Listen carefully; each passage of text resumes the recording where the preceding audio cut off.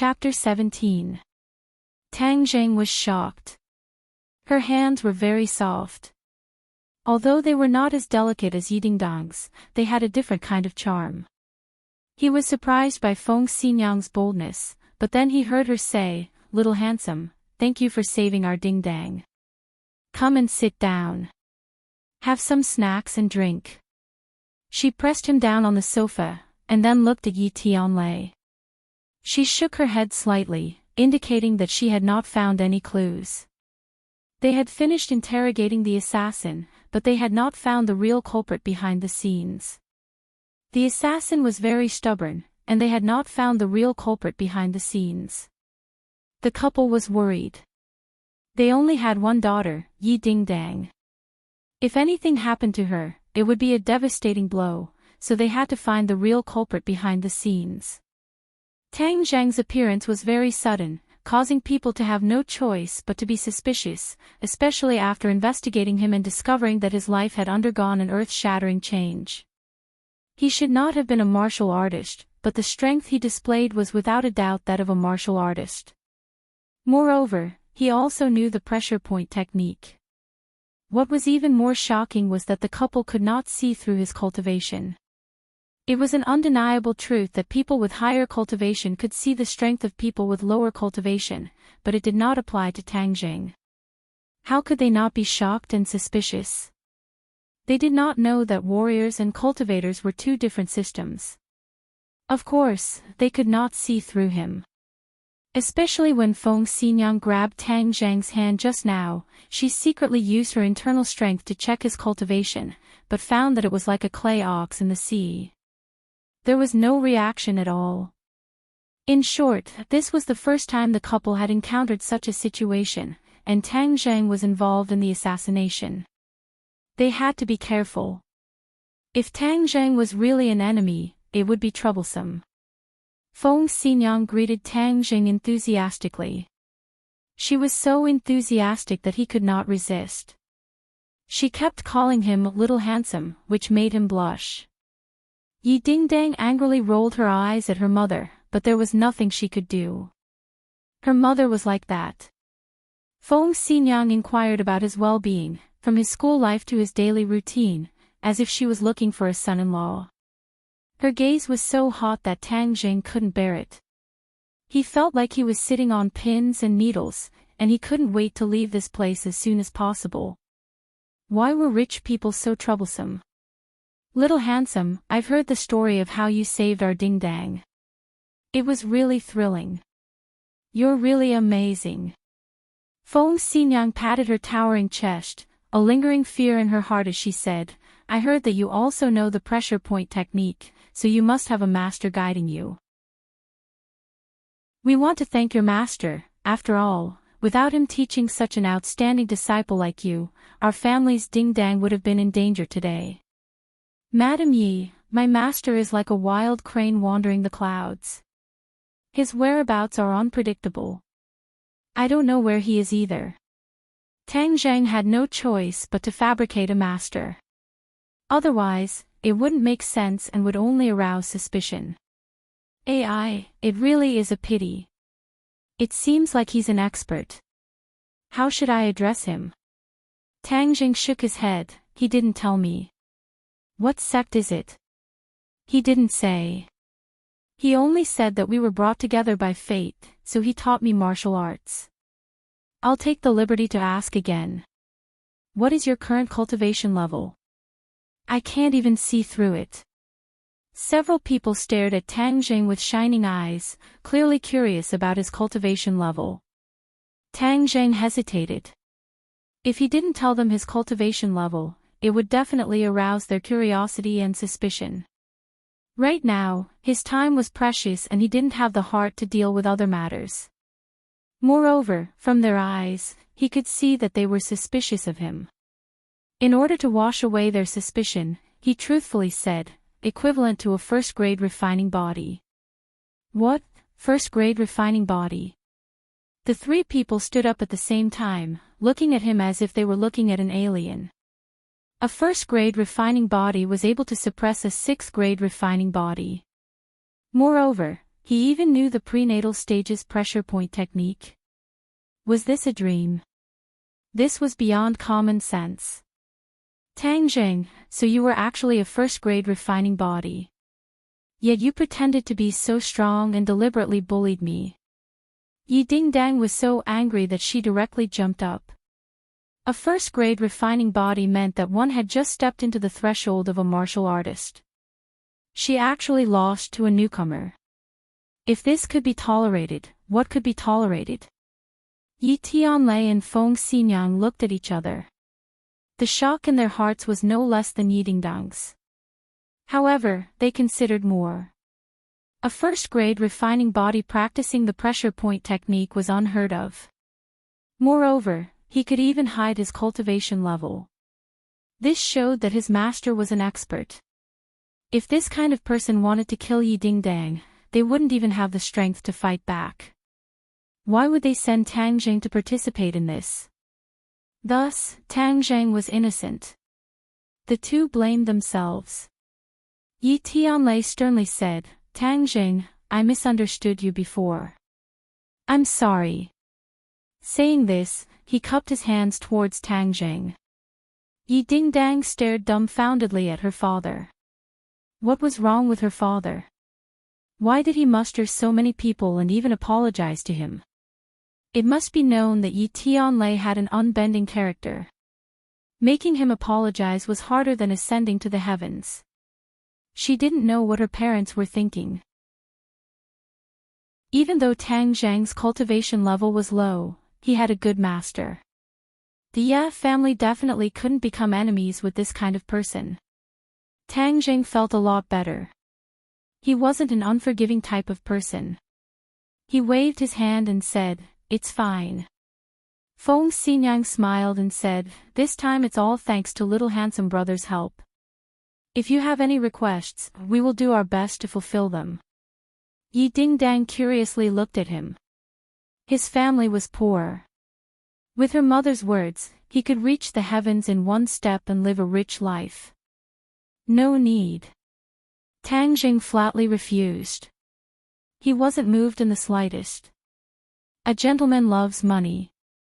He was poor, but he wouldn't be poor his whole life. Relying on other people's charity wasn't as good as earning his own money. Moreover, when he saved people, he didn't think of asking for anything in return. In addition, his top priority was to save his grandfather. The Ye family wouldn't be able to help. Yi Tianlei and Feng Xinyang couldn't hide their astonishment. Facing such a good opportunity and not being moved, it could be seen that this child's heart was firm. The most important thing for a martial artist was to have a firm heart. Perhaps his future achievements wouldn't be low. Since it's like this, then we won't force you. Seeing that you were in a hurry to go home, I'll send a car to send you back. Thank you. Yi Dingdang disappointedly looked at his back as he left. She pouted and said, Hang, acting all high and mighty. Letting go of such a good opportunity, what a fool. My Dingdang, you're the foolish girl. Feng Xinyang walked over and rubbed her head, This little handsome brother isn't simple. I see that you have a bit of conflict with him. Remember to restrain your big missy temper and get along well with him. How is he handsome? I think he's ugly to death. Yi Dingdang unhappily said. Really? I think he's quite handsome. Dingdang, is he chasing you? How could that be? There are plenty of people like him in our school, and there are plenty who are more outstanding than him. Even if he chases after me, I wouldn't even fancy him. Yi Dingdang felt as if someone had stepped on her sore spot as she said in shock. Feng Xinyang mischievously winked and said, Oh, really? Then why did someone follow him to ordinary Balance Mountain? Feng Xinyang, I'm not going to talk to you anymore. Yi Dingdang stomped her feet and ran back to her room with a red face. Feng Xinyang smiled and looked at Yi Tianlei and said, Tianlei, do you think this girl has fallen for that brat? I've never seen her so attentive to anyone. Impossible, Dingdang's heart is higher than the sky. She wouldn't like an ordinary person. Feng Xinyang rolled her eyes and meaningfully said, he's not an ordinary person. Hee, this girl is really like me when I was young. She dares to love and hate. She's much more obedient than you were when you were young. What, you're saying that I was very wild when I was young? Feng Xinyang angrily glared and was about to flip out. Yi Tianlei knew that he had said something wrong. He bitterly smiled and quickly changed the topic. Ding Dang is in danger right now. I don't have time to take care of her. You have to take this responsibility. Feng Xinyang nodded, of course. If it wasn't for me, her mother, protecting her, then who would expect you to do it? If you want to kill my daughter, you'll have to get through me first.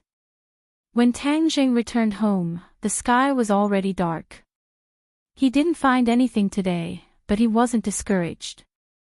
However, he only had half a day every week before he could go look for the heaven-fragrant flower. Time was too tight. There are still 20 days. I have to break through my cultivation and find the heaven-fragrant flower during this time. Tang Jing clenched his teeth and secretly swore. Brat, it's not that I want to discourage you, but today I observed the situation of ordinary Balance Mountain. The spirit chi is thin, so there might not be the heaven-fragrant flower. Tian Chanzi said. We didn't finish looking for that cliff. It's the same whether we finish looking for it or not. The growth of the heaven-fragrant flower requires sufficient spirit chi. Ordinary Balance Mountain doesn't have this condition. No, I have to go look for it again. This time we're only at the top of the mountain, so I can only see a few dozen meters. I have to go deeper to look for it. Brat, you're courting death. With your current cultivation, if you're not careful and fall off the cliff, you'll definitely die. If I can't save Grandpa, what's the use of me living alone? Tang Zheng was very stubborn. He had to save his grandpa. Tian Chanzi was speechless, then prepare the rope. We'll go again next week. Dong dong. There was a knock on the door. Who is it? Tang Dahai went to open the door in puzzlement. The two of them didn't have any relatives. With a creak, the door opened. Tang Dahai was shocked and couldn't help but take a few steps back. He exclaimed, "Why is it you guys? Why are you guys here again? If you want to vent your anger, then hit me. Don't hurt my grandson." When Tang Zheng heard these words, his anger surged. Who was it that didn't open their eyes? Could it be the people who came to smash things last time? He angrily rushed out and was met with a few familiar faces. Lin Hu, Dong Zi, and a few other unfamiliar faces. Little Zheng, hurry and run. I'll hold them back. Tang Dahai didn't know where he got the strength, but he suddenly exploded. He stretched out his arms to block everyone and shouted in panic. Lin Hu and the others looked at each other in dismay. They really didn't know what was going on. Old man, we're here to find your grandson. Lin Hu politely said. I know.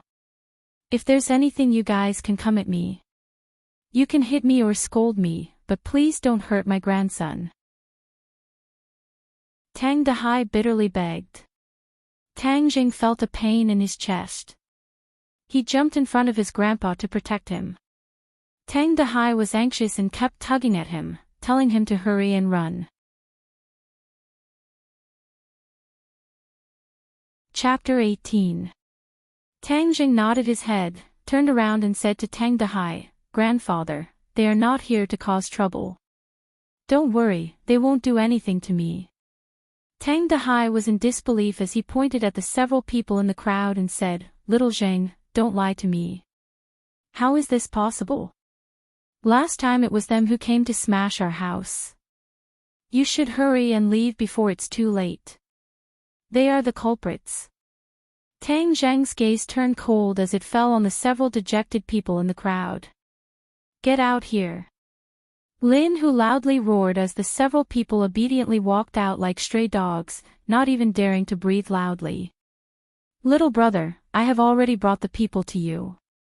Last time it was these little bastards who caused trouble. They are not my people and are just a few random people. They actually dared to cause trouble in my brother whose territory.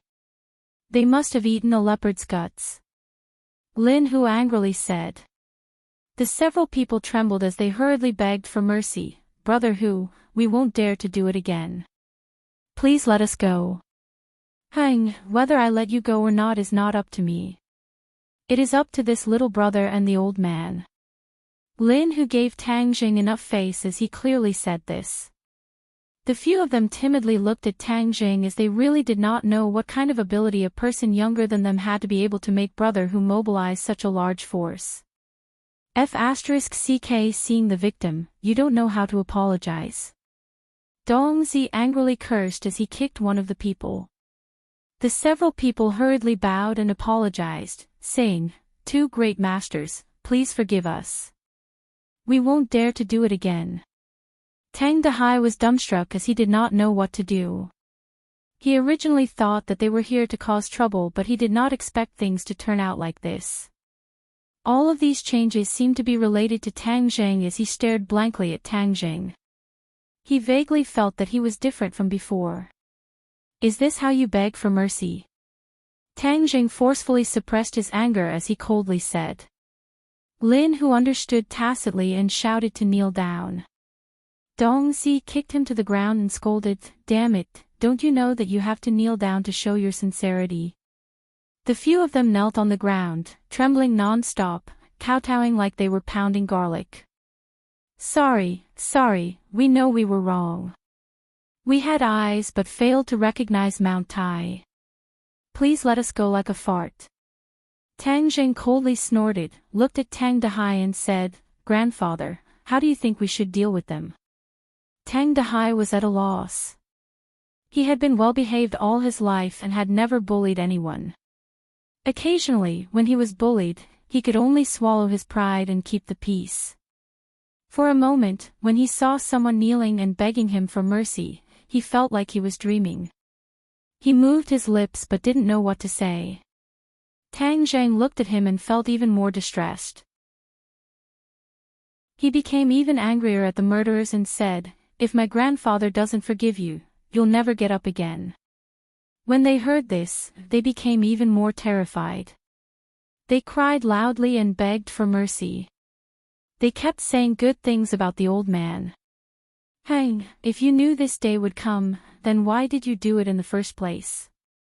Tang Jing did not have any pity. He believed in repaying evil with justice and not repaying evil with good. Since you did it, then don't blame me for doing it 15 times. Tang Dahai looked at the few of them and then looked at his grandson. He sighed and said, Little Zheng, forget it. Let them go. They are not that old and are also pitiful children. Thank you, old man, thank you, old man. The few of them felt as if they had been pardoned and cried tears of joy. Okay, then we'll do as grandfather says. Grandfather, you go back to your room and rest. I'll come in a bit. Tang Zheng helped his grandfather back to his room and closed the door. He walked out and said, Brother Hu, thank you. Little brother, saying thank you is too estranged. Your matter is my matter. But letting these little brats go like this is letting them off too easily.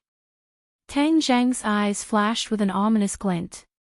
Thinking back to the day when his home was in a mess and his grandfather's heartbroken look, his heart felt like it was being twisted by a knife. He said, I think so too. Lin Hu's eyes lit up as he laughed and said, Great minds think alike. Then little brother, how do you think we should deal with them? Tang Jing swept his eyes over the few of them and said, Whoever made a move, break that hand to teach them a lesson. Lin Hu gave a few of his lackeys a look and said, Do it. Be careful not to disturb the old man's rest. A few of the lackeys immediately covered the few people's mouths. Paw, paw, paw. With a few muffled sounds, the few people's arms immediately drooped down and broke. The few of them struggled but to no avail. Lin Hu waved his hand, indicating for them to be dragged away. He looked at Tang Jing with a smile and handed over a cigarette. "Give me one." "No need." Lin Hu lit the cigarette and blew out a cloud of smoke and said, "They have already confessed. The real culprit behind this is a hedonistic young master." "Oh, what's his name?" "Qiao Fei. He is the young master of the Qiao Group. The Qiao Group does business and their headquarters is in the south." "That is not my territory." Tang Zheng's eyes trembled as he clenched his teeth and said, "So it was Qiao Fei. You know him. He used to be my classmate." Lin Hu suddenly realized that there was a conflict between the two of you. But this was too much. "You don't even understand such a simple principle." Tang Zheng did not reply as he hated Qiao Fei to death. If he did not frame him for stealing money, he would not have been kicked out of Class 1. Also, the missing class fee was very strange. Who stole it? Just like what Qiao Fei said, the others did not lack these few $100, so there was no need to steal it. This was even more thought-provoking as it showed that someone was deliberately framing him. It must be Qiao Fei.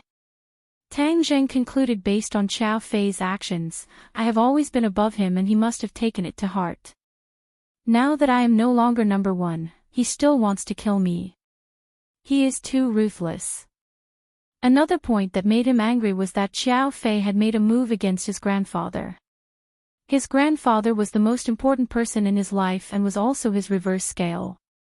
If someone dared to touch his grandfather, he would fight with his life on the line. Seeing the anger in his eyes, Lin Hu's heart moved as he asked, "Do you need my help?" "Not at the moment. Thank you, Brother Hu. If there was anything wrong in the past, please forgive me, Brother Hu," Tang Jing said. Lin Hu laughed loudly as he put his arm around his shoulder and said, "Us brothers are too distant. Your problem is my problem.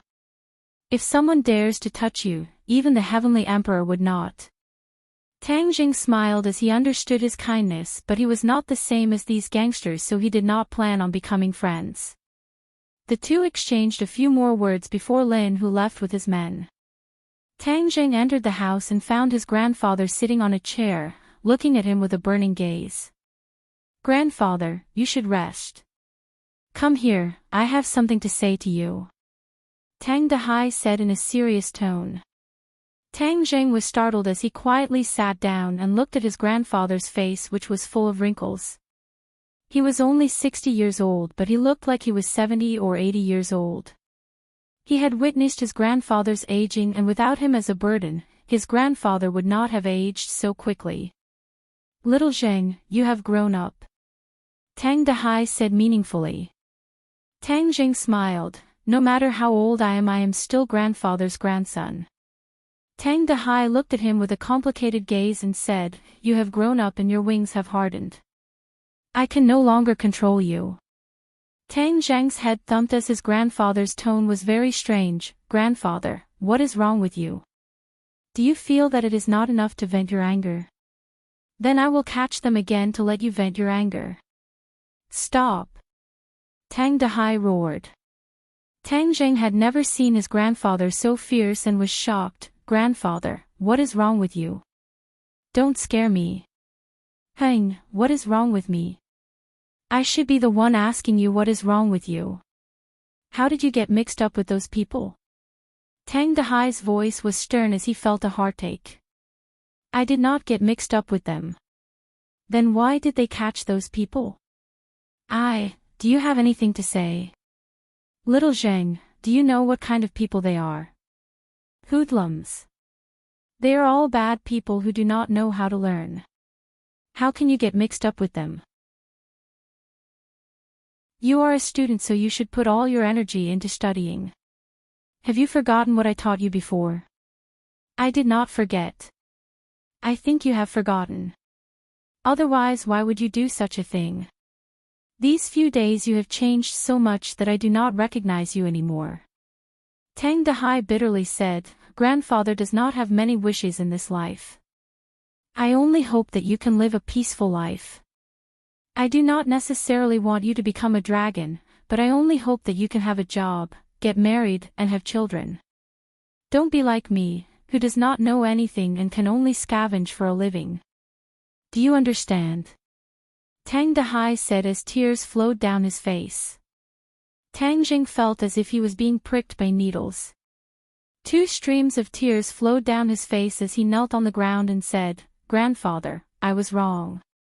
I will never make you angry again. Get up. A man has gold under his knees." Tang Dehai helped him up and said earnestly, "I know you've suffered since you were young and lost your parents, but you're a strong and sensible child. I just want you to remember one thing. Grandpa wants you to be a good person." Tang Jing heavily nodded his head, "Grandfather, I did not forget your teachings. I will definitely be a good person." Gently wiping away the tears on his face, Tang Wenhai said, "A man does not cry easily. Don't cry. Grandfather believes in you. Let this matter pass. No matter who is right or wrong, you should not pursue it. You should study hard. Do you understand? The college entrance exam is coming soon. Grandfather is looking forward to seeing you enter university." Tang Zheng hesitated. The mastermind behind the scenes had already been exposed. If he did not do anything and let Xiao Fei get away with it, he would not be willing.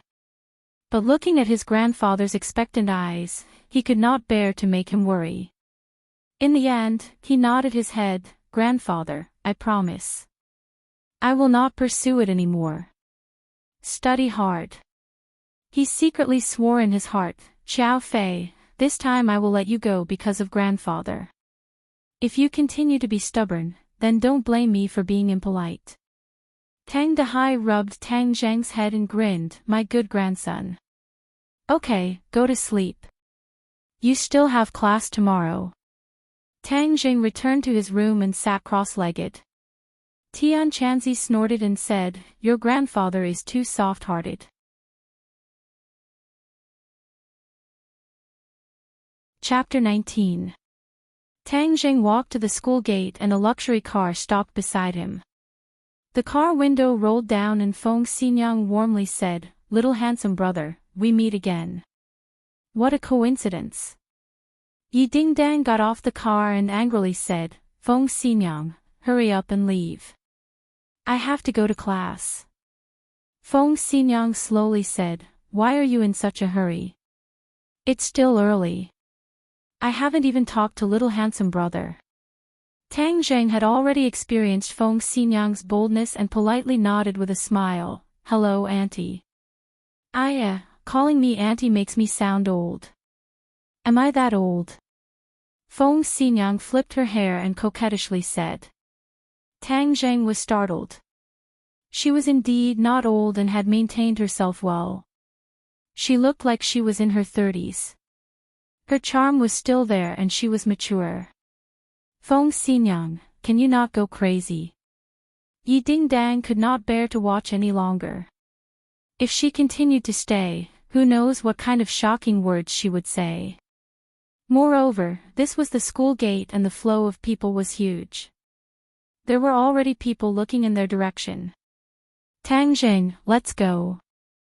Yi Dingdang grabbed Tang Zheng's hand and took large strides into the school. Feng Xinyang shook her head and said, "A grown girl can't be kept at home. She actually despises me as her mother. This won't do. Children these days all call me auntie. Am I that old? I have to go and do some maintenance or I will really become an old woman." Tang Zheng was held by Yi Dingdang as a steady stream of pure yin energy entered his meridians. "I'm so angry. This Feng Xinyang is becoming more and more excessive." Yi Dingdang was still angry. Tang Zheng smiled and said, "Why don't you call her mom? Why do you call her by her name? Wasn't it because of her request? She said calling her mom makes her sound old. She wanted me to call her by her name. She doesn't look like a mom at all. Actually, I think she's pretty good. Tang Zheng had never enjoyed a mother's love. He felt that Feng Xinyang's energetic personality was free and easy, which was really good. Humph, good my ass. Yi Dingdang rolled her eyes at him. The two of them were holding hands. This scene was truly a spectacle on campus. In the past, Yi Dingdang was someone who kept people away. She had never had any physical contact with anyone. This time, she was actually holding hands with Tang Zheng and strolling around the campus. This was no less than explosive news. Caw caw caw. Someone secretly pressed the shutter of their cell phone to record this scene. Everyone speculated that what was said on the forum a few days ago was true. Yi Dingdang really did like Tang Zheng. Heavens, what was so good about him? He wasn't the top student he used to be. He was now a bad student. Could it be that the school beauty's taste was so unique that she had a special liking for bad students? Yi Dingdang only cared about leaving Feng Xinyang's noise as soon as possible.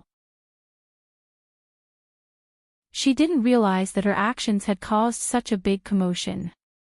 Tang Zheng couldn't wait to hold her hand so that he could absorb her purine energy. Moreover, her hand was smooth and tender, which was really comfortable. Tang Zheng. Suddenly, someone called out from behind them. The two of them stopped and saw Feng Shishir standing behind them. Her expression was complicated as she looked at the two of them. Her gaze fell on the pair of hands that were tightly clasped together. Yi Dingdang was stunned. She and Feng Shishir were known as the two school beauties. Although she didn't care about these titles, girls still had vanity. She had also paid attention to Feng Shishir, but she found that the two of them were not on the same path, so she didn't have much contact with them. At this moment, looking at Feng Shishir from such a close distance, she couldn't help but admit that she was really beautiful. Her beauty was a kind of gentle beauty that was more feminine. You too. Feng Shishir also knew about what happened on the forum. She didn't completely believe the rumors about Tang Zheng and Yi Dingdang. After all, Tang Zheng had been immersed in his studies for the past 2 years and had never been in a relationship. However, when she saw the two of them holding hands, she had no choice but to believe that all of this was true. They really were together. She felt a slight sourness in her heart, as if she had suddenly lost her most precious thing. Tang Zheng's head thumped and he hurriedly let go of her hand. Yi Dingdang glared at him, thinking that she was too careless. The two of them had been holding hands for so long and she didn't even notice. However, looking at the panic in his eyes, she felt a burst of anger. I'm a girl, but I didn't say anything. Instead, you made it seem like you were the one who suffered a big loss. Could it be? She rolled her eyes and looked at Tang Zheng and Feng Shishir. Her heart skipped a beat. These two were having an affair. It was as if she had discovered a new continent. She felt that it was inconceivable and interesting. What was so good about him that Feng Shishir actually fell for him? Tang Zheng, I saw the post on the forum. Feng Shishir wanted to say something but stopped. Tang Zheng's heart tightened and he quickly explained, that's all made up by others. Don't believe it. But you too, it's a misunderstanding. It's all a misunderstanding. Yi Dingdang heard this and couldn't take it anymore. You're in such a hurry to disassociate yourself from me, as if I'm a dog skin plaster. She glared at him with her almond eyes and said, Tang Zheng, what did you say was a misunderstanding? It was a misunderstanding to begin with. Tang Zheng spoke the truth. Yi Dingdang was furious. Women all like to compare, especially between beautiful women. Seeing that Tang Zheng cared so much about Feng Shishir and treated her so badly, she couldn't help but feel angry.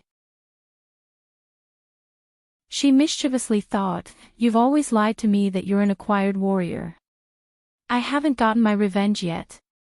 This time, I won't let you have it easy and ruin your good fortune. Tang Jing, you heartless person. You've already held my hand and said that you'll treat me well for the rest of your life. But you're so fickle. Once you saw Feng Shishir, you completely forgot about it. You're too heartless.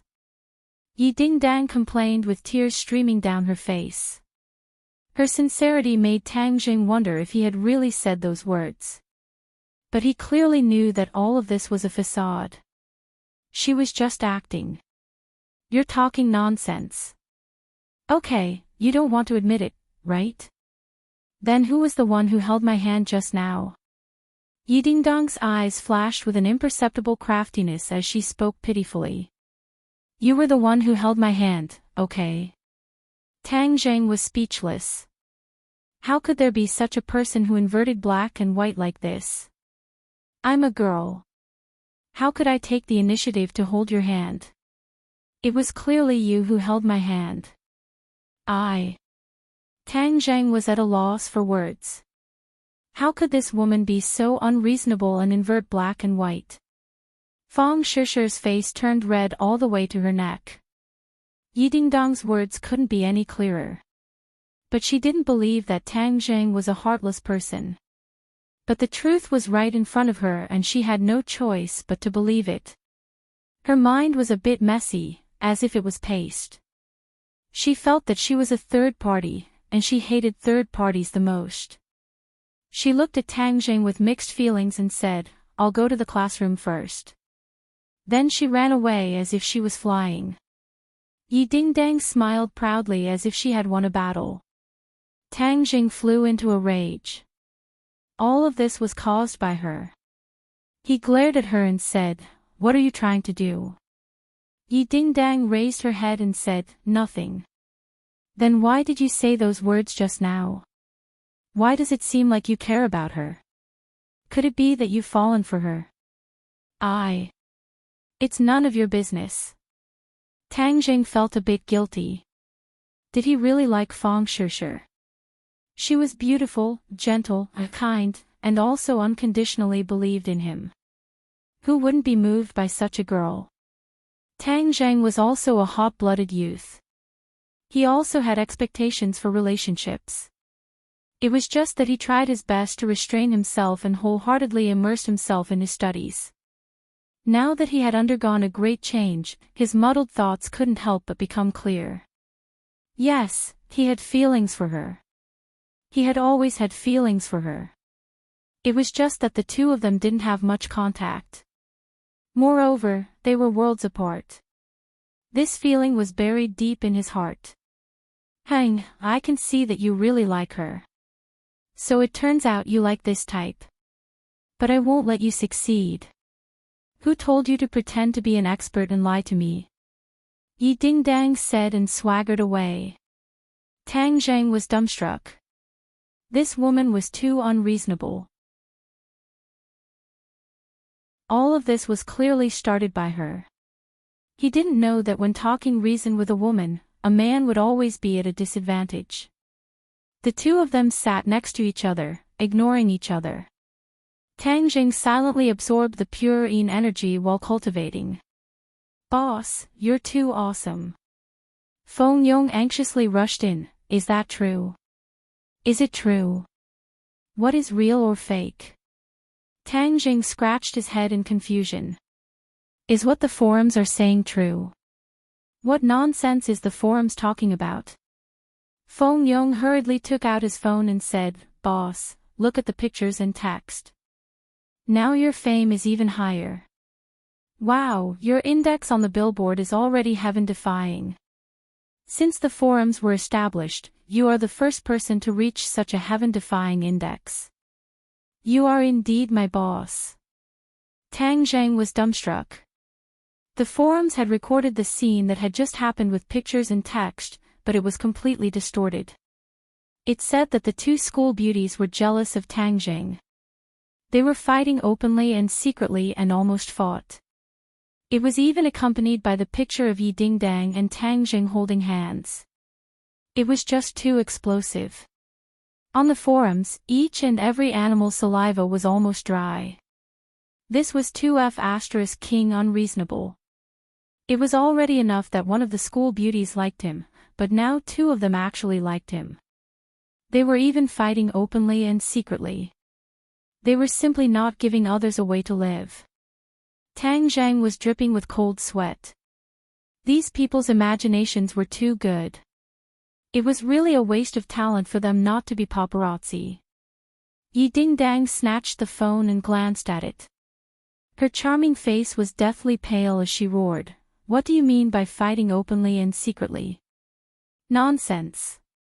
Isn't this all your fault?" Tang Zhang said in a bad mood. If it wasn't for her deliberately causing trouble, there wouldn't be so many problems. You dare to blame me? Isn't this all because of you? Yi Dingdang fiercely glared at him. If you didn't cause trouble, would all of this have happened? You. It was indeed so, but how could Yi Dingdang admit wrongly? Her eyes were fixed on the phone. The more she looked, the angrier she became. She was so angry that her shoulders trembled. Suddenly, she waved her hand. Pa! The phone hit the wall and broke into pieces. Ah, my phone! Feng Yong cried out in grief. He was too unlucky.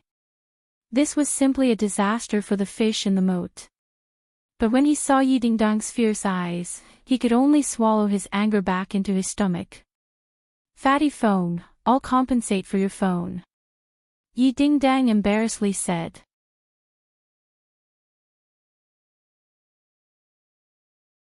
Chapter 20. Xiao Fei also wanted to smash his phone as the post and pictures on the forum made him furious.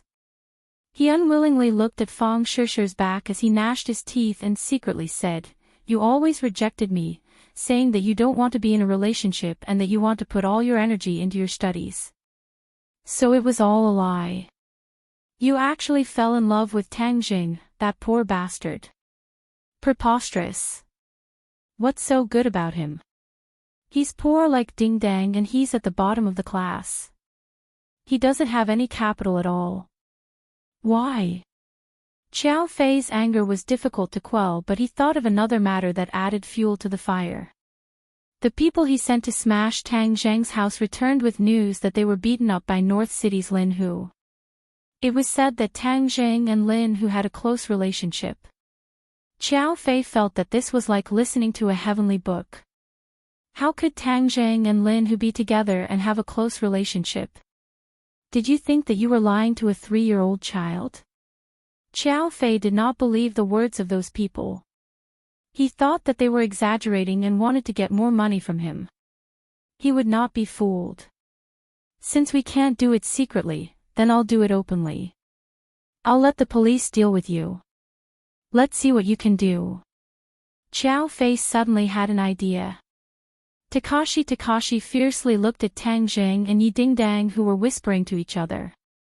His eyes were about to pop out and he was about to grind his teeth to pieces.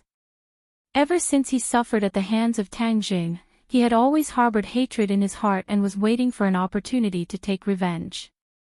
However, Tang Zhang suddenly became able to fight. This was beyond his expectations and he did not know what to do. The phone rang. Takashi picked it up and said a few words. He then hurriedly walked out and met up with Xiao Fei at the end of the corridor. They whispered to each other and gradually, a sinister smile appeared on both of their faces. Fang Shishi stared blankly at the blackboard. She could not hear anything. Her heart was in chaos. This kind of situation had never happened before and she was at a loss. What's wrong with me? She grabbed her hair in distress as she couldn't help but recall the scene from that morning. That kind of bitterness was exceptionally deep. Could it be that I've fallen for him? That's impossible. I'm determined to study hard. My goal is to go to Yenqing University. But why is this feeling so strong? It's like my most precious thing has been snatched away. Humph, Yi Dingdang, you're so bad. You've disturbed my heart. Take a deep breath. Pay attention in class and study hard. A day passed by quickly. Tang Zhang and Yi Dingdang were practically inseparable. They even ate lunch together, causing others to talk about it. However, Yi Dingdang was used to doing things her own way. At first, she was angry, but later, she slowly got used to it. In fact, she did not have any real friends in school. Tang Zheng was a martial artist, which gave her a natural sense of closeness. Moreover, she wanted to pry into his secrets, so of course she would not let go of any opportunity to interact with him. After school, Tang Zheng briefly explained the revision content to Feng Yong. After all, he had promised to help him make up for his lessons. This month, he had been busy with cultivation and did not have time. However, he had also organized the revision content for him to study according to. Tang Zheng carried his backpack and ran. From time to time, he would look back to make sure that Yi Dingdang was not following him. Only then did he feel relieved. This girl was weird, so he had to be careful. When he ran, he could clearly feel that his Jinqi was circulating faster. It offset the tiredness of his body, making him feel as light as a bird. Help! A cry for help interrupted his train of thought. He stopped in his tracks and looked around. The cry for help sounded again in a small alley nearby. He did not think much and directly ran towards the source of the sound. Now that he had mastered martial arts, he should learn from the ancient heroes and help when he saw injustice. Moreover, he had promised his grandfather that he would be a good person. Of course, he could not sit back and do nothing. Hee, little girl, you are so beautiful. Accompany us to have some fun. I guarantee that you will feel so good that you will fly to the sky. That's right. We are very good at martial arts. The three of them surrounded a beautiful girl with a mischievous smile. The beautiful girl was leaning against the wall and kept shouting, "Help, don't come over." However, it was useless. Instead, it aroused the other party's further action. One of them hugged her and moved on her hand. Stop! Tang Jing shouted, in broad daylight, is there any law? F***ck, where did this stinking brat come from? Do you want to die? One of them jumped up and threw a punch. Tang Jing did not dodge, but instead grabbed the opponent's fist and squeezed it, causing the opponent to immediately cry out miserably, as if his bones were about to shatter. When the other two saw this, they were so scared that they quickly retreated. Get lost! Tang Jing shouted. The three of them ran away in fear. Tang Jing smiled proudly. This feeling of power was really cool. It felt good to see injustice on the road and help. Miss, are you okay? Tang Jing asked with concern. Thank you. The beautiful girl held his hand and shed tears of gratitude. A large part of her shirt was torn, revealing her pink bra. It was dazzling. Suddenly, the beautiful girl hugged Tang Jing. Tang Zhang's head tightened. He quickly said shyly, Miss, don't be like this. But he heard her cry out heartbreakingly, rape. Catch the hooligan. While shouting, she actually tore off her clothes. In an instant, her upper body was only left with a bra. Boom! Tang Zhang's mind exploded. He secretly said, not good. Boy, you were fooled. Tian Chanzi sighed. Tang Jing certainly knew that he was fooled. His only thought was to quickly leave this place. But this woman was like an octopus, tightly clinging to him. Don't move. Several policemen appeared. Their guns were pointed at Tang Jing. Tang Jing wanted to run but he could not. He could not run faster than bullets. Police, quickly catch him. He wants to rape me. Whoa whoa. The beautiful girl cried out pitifully. Humph, still a student but dares to rape a woman in broad daylight. You really have guts. The policeman angrily roared. Two policemen grabbed Tang Zhang's shoulders. Let me go. This is all a misunderstanding. Tang Jing shouted. Misunderstanding. We saw it clearly. How could it be a misunderstanding? Boy, wait to go to jail. The policeman coldly said. Tang Zhang's heart was completely cold. This was all a conspiracy. It was aimed at him. It was too vicious. He fiercely looked at the woman and said, "Why do you want to frame me? Why? Police, he is so fierce. Quickly catch him." The woman's eyes were flustered. She hurriedly moved back. "Miss, you can relax. With the police here, he will not be able to hurt you." A policeman kicked Tang Zhang's knee, but found that the other side did not move. He was shocked and angrily shouted, "Don't move, otherwise our bullets will not grow eyes." The muzzle of the gun was pressed against his head, he did not dare to move. "No, I must escape. This is all a conspiracy. If I am taken to the police station, then I will be miserable." Tang Zhang was upset. He waited for an opportunity to escape. But how could the police let him do as he wished? They directly handcuffed him. One on the left and one on the right. "Follow us back to the police station. Miss, you also go back to cooperate with our investigation." The beautiful girl hurriedly nodded and said yes. She put on her clothes. The police quickly pressed Tang Jing into the police car and rushed to the police station. Not far away, Xiao Fei and Takashi stared at all of this. They then gave each other a high five. They looked at each other and laughed. "Ha, this time he is finished. He will definitely be expelled from school." Xiao Fei's face was ashen as he said, "How can he just be expelled? He must never be able to turn over a new leaf. Hang, this time he must be sentenced. He is already 18 years old. He has the ability to take criminal responsibility."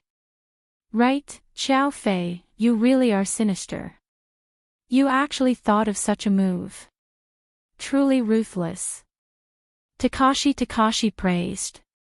Xiao Fei proudly gave a cold smile. "This is the result of offending me. Isn't this what you want?" "Of course. Now he won't be able to bother Yi Dingdang anymore. Moreover, Fang Shishir won't be able to escape from the palm of your hand." Xiao Fei's eyes flashed as he said in his heart, "Fang Shishir, you use studying as an excuse to reject me, but you secretly have feelings for this poor bastard. I will make you watch as he is destroyed by me. Furthermore, since you are not a chaste and virtuous woman, then there is no need for me to waste my time with you. I must obtain you as soon as possible." The news of Tang Jing being arrested quickly spread through the forums. Some people said that they just happened to come across this incident on their way home from school. So they recorded it and even attached a photo. Tang Jing was handcuffed and was dragged into a police car by 2 police officers. Beside him was a beautiful girl with a frightened face. This was enough to cause people to daydream.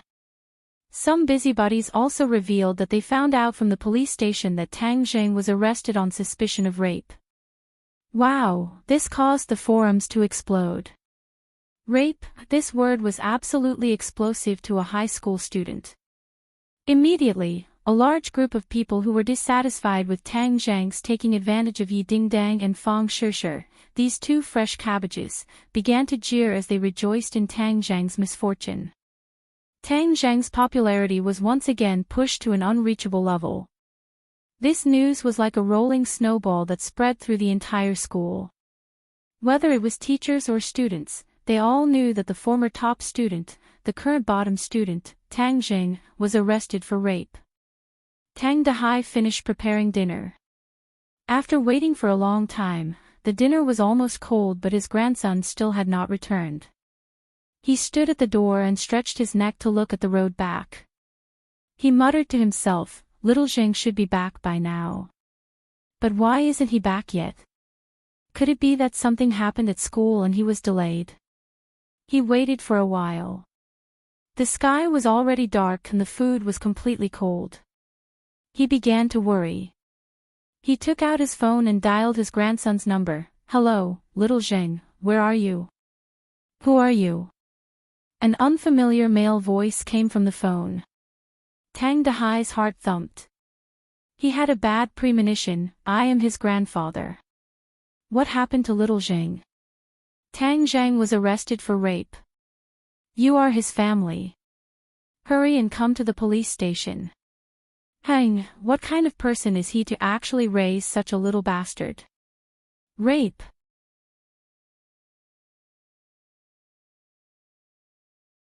Chapter 21. Tang Dehai anxiously rushed to the police station and was reprimanded by a fierce-looking police officer, saying how did he educate his child and that he actually taught a rapist.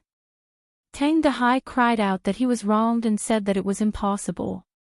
He wanted to see Tang Jing but was rejected, saying that Tang Jing was being interrogated and that he would not see any unrelated people. The old man panicked. He did not know why such a disaster would happen, but it was impossible for him to believe that Tang Jing was raped. He was angry and anxious, his whole body trembled. Suddenly, his eyes rolled back and he fainted. The dazzling light made Tang Jing almost unable to open his eyes.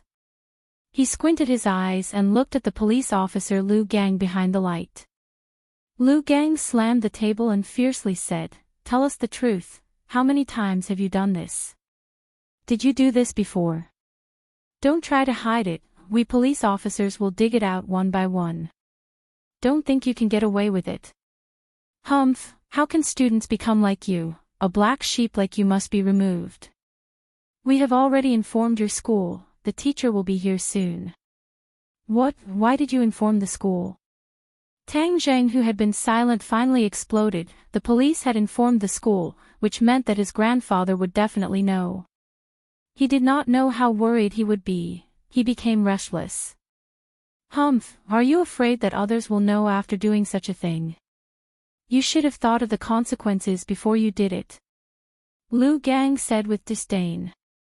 Tang Jing knew that he had fallen into a huge conspiracy. That woman and the police were arranged in advance, otherwise how could there be such a coincidence? He had already repeatedly explained that he did not rape her, he was just acting bravely, but how could the police listen to him? Moreover, that woman insisted that he raped her. He had no way to defend himself. Even if he jumped into the Yellow River he would not be able to clear his name. Shameless, you guys are too shameless. Tang Jing gnashed his teeth and said. Shameless. Brat, you've committed a crime and you're still calling others shameless. You're too funny. I've seen a lot of stubborn people like you. But no matter how hard your bones are, no matter how tight your mouth is, I'll make you confess. Lu Gang's face became extremely fierce.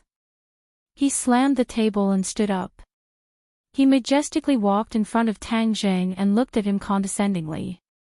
Boy, I'll let you know the power of the police. He took a thick book and placed it on Tang Zheng's chest. You want to extort a confession by torture? Tang Zheng's expression changed. He didn't expect the other party to be so shameless. You don't have to say it, but I promise you'll tell me everything later. Bang!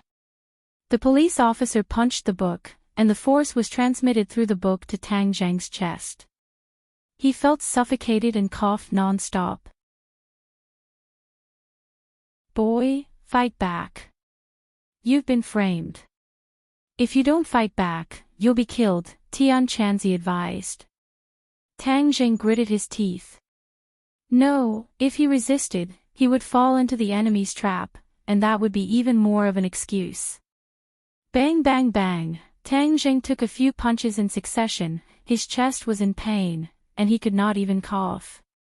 His face was flushed red, and suddenly, true qi from his 8 extraordinary meridians gathered in his chest, causing the pain to disappear, and his complexion returned to normal. Lu Gang looked at him in surprise. This boy was quite resistant. Others would have been unable to take a few punches, but he actually survived. It seemed that his physical fitness was quite good. Boy, this is just the appetizer. The main course is yet to come. Lu Gang said coldly. What you did to me today, I'll pay you back in double.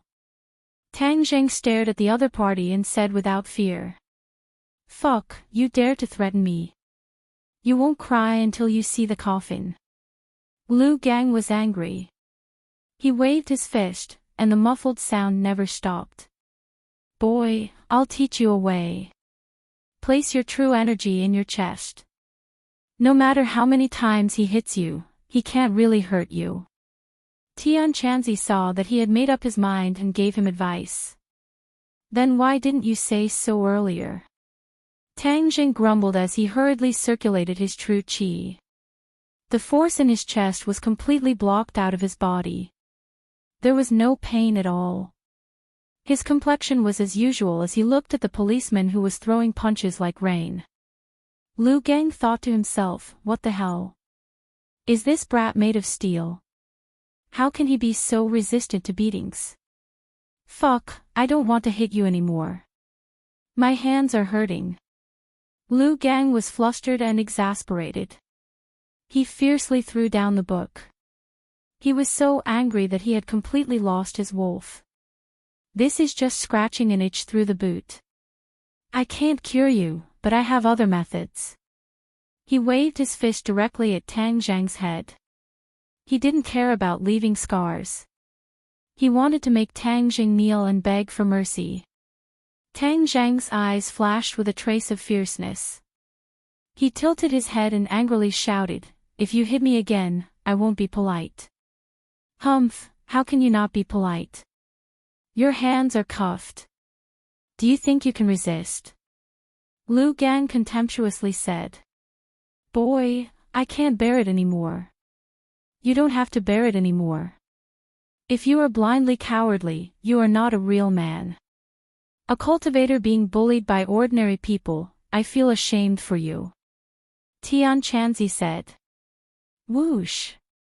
Lu Gang once again swung his fist at Tang Jing. Tang Zhang's hands were unable to move, but his two legs were free. He kicked out with lightning speed, directly kicking Lu Gang's crotch. A pig-like scream immediately rang out. Lu Gang clutched his crotch and directly fell to the ground. The veins on his forehead were exposed, and the muscles on his face were twisted together. You dare to attack a police officer. You deserve to be a police officer, scum. Squeak. The door of the interrogation room opened. Several people rushed in. They heard a cold voice angrily say, if you dare to hurt my student, you will regret it.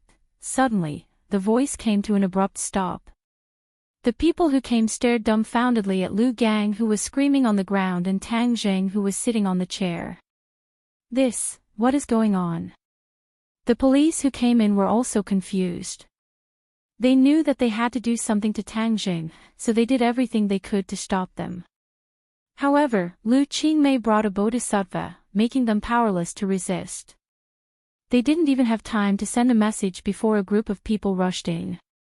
The head of the police station, Deng Maokai, had already prepared for the worst, which was to let Lu Gang take the blame for the interrogation. But the scene that greeted his eyes made his jaw drop. He couldn't figure out what was going on. Tang Jing curiously looked at the people who came in. His gaze fell on Lu Qingmei. Why did she come? Tang Jing, how are you? Are you injured? Lu Qingmei hurriedly walked over, touching his body left and right, looking at him, her feelings of concern overflowing with words. Teacher Lu, why did you come? You are my student. Could it be that I can't come? Lu Qingmei coldly glanced at him. Deng Maokai swallowed his saliva. This beauty was truly of the highest quality. Her every frown and smile was filled with an ecstatic charm. However, he could only look at her from afar. Although he didn't know her true identity, the other person who came with her made him not dare to have any thoughts of being rash. Beside Lu Qingmei stood a 30-year-old man dressed in a suit. Song Donghua, the secretary of Ordinary Balan City's mayor. He represented the mayor's will. His interference made Deng Maocai's heart tremble. He originally thought that this would be an easy matter. After all, he was already very familiar with this kind of thing. He didn't expect that he would kick an iron plate. Now, there was only one path left. He had to grit his teeth and persevere. He definitely couldn't admit that this was a trap. This brat attacked a police officer. Lu Gang climbed up with difficulty and pointed at Tang Jing. Shwa. Everyone's gaze focused on Tang Zhang's body. Lu Qingmei coldly glanced at him and said, "Nonsense." Both of his hands were handcuffed. How could he attack a police officer? He didn't use his hands. He used his feet. Lu Gang sucked in a breath of cold air and said. Everyone looked at Tang Zhang's feet. Lu Qingmei said without hesitation, "Do you have evidence?" Lu Gang was speechless. "Tang Jing, what did they do to you?" Lu Qingmei asked. "He hit my chest." "Nonsense. I didn't." Lu Gang immediately denied. He sinisterly smiled, "You say that I hit you. Do you have evidence?" "Tang Jing, don't be afraid. With me here, if they dare to hurt you, I will definitely make them suffer." Lu Qingmei coldly said. Song Donghua also nodded and said, "Student, if they have committed any dereliction of duty, just say it. We will definitely uphold justice for you." Deng Maocai was startled. He suspiciously looked at Lu Gang as if he was asking if there were any injuries on Tang Zhang's body. Lu Gang understood and shook his head. His meaning was that there were absolutely no injuries and there was absolutely no evidence.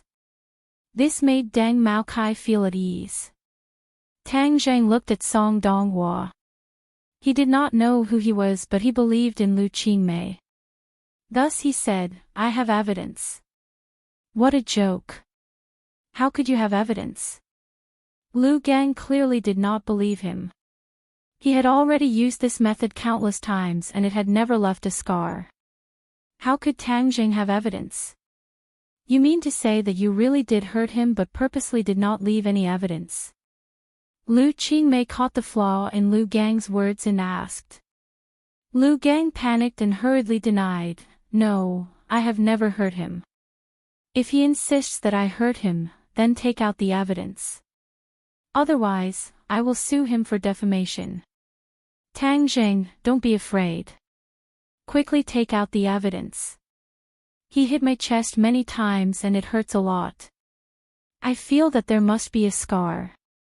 Once you take off my clothes, you will be able to see it. Tang Jing confidently said. Deng Maocai suspiciously looked at Tang Jing.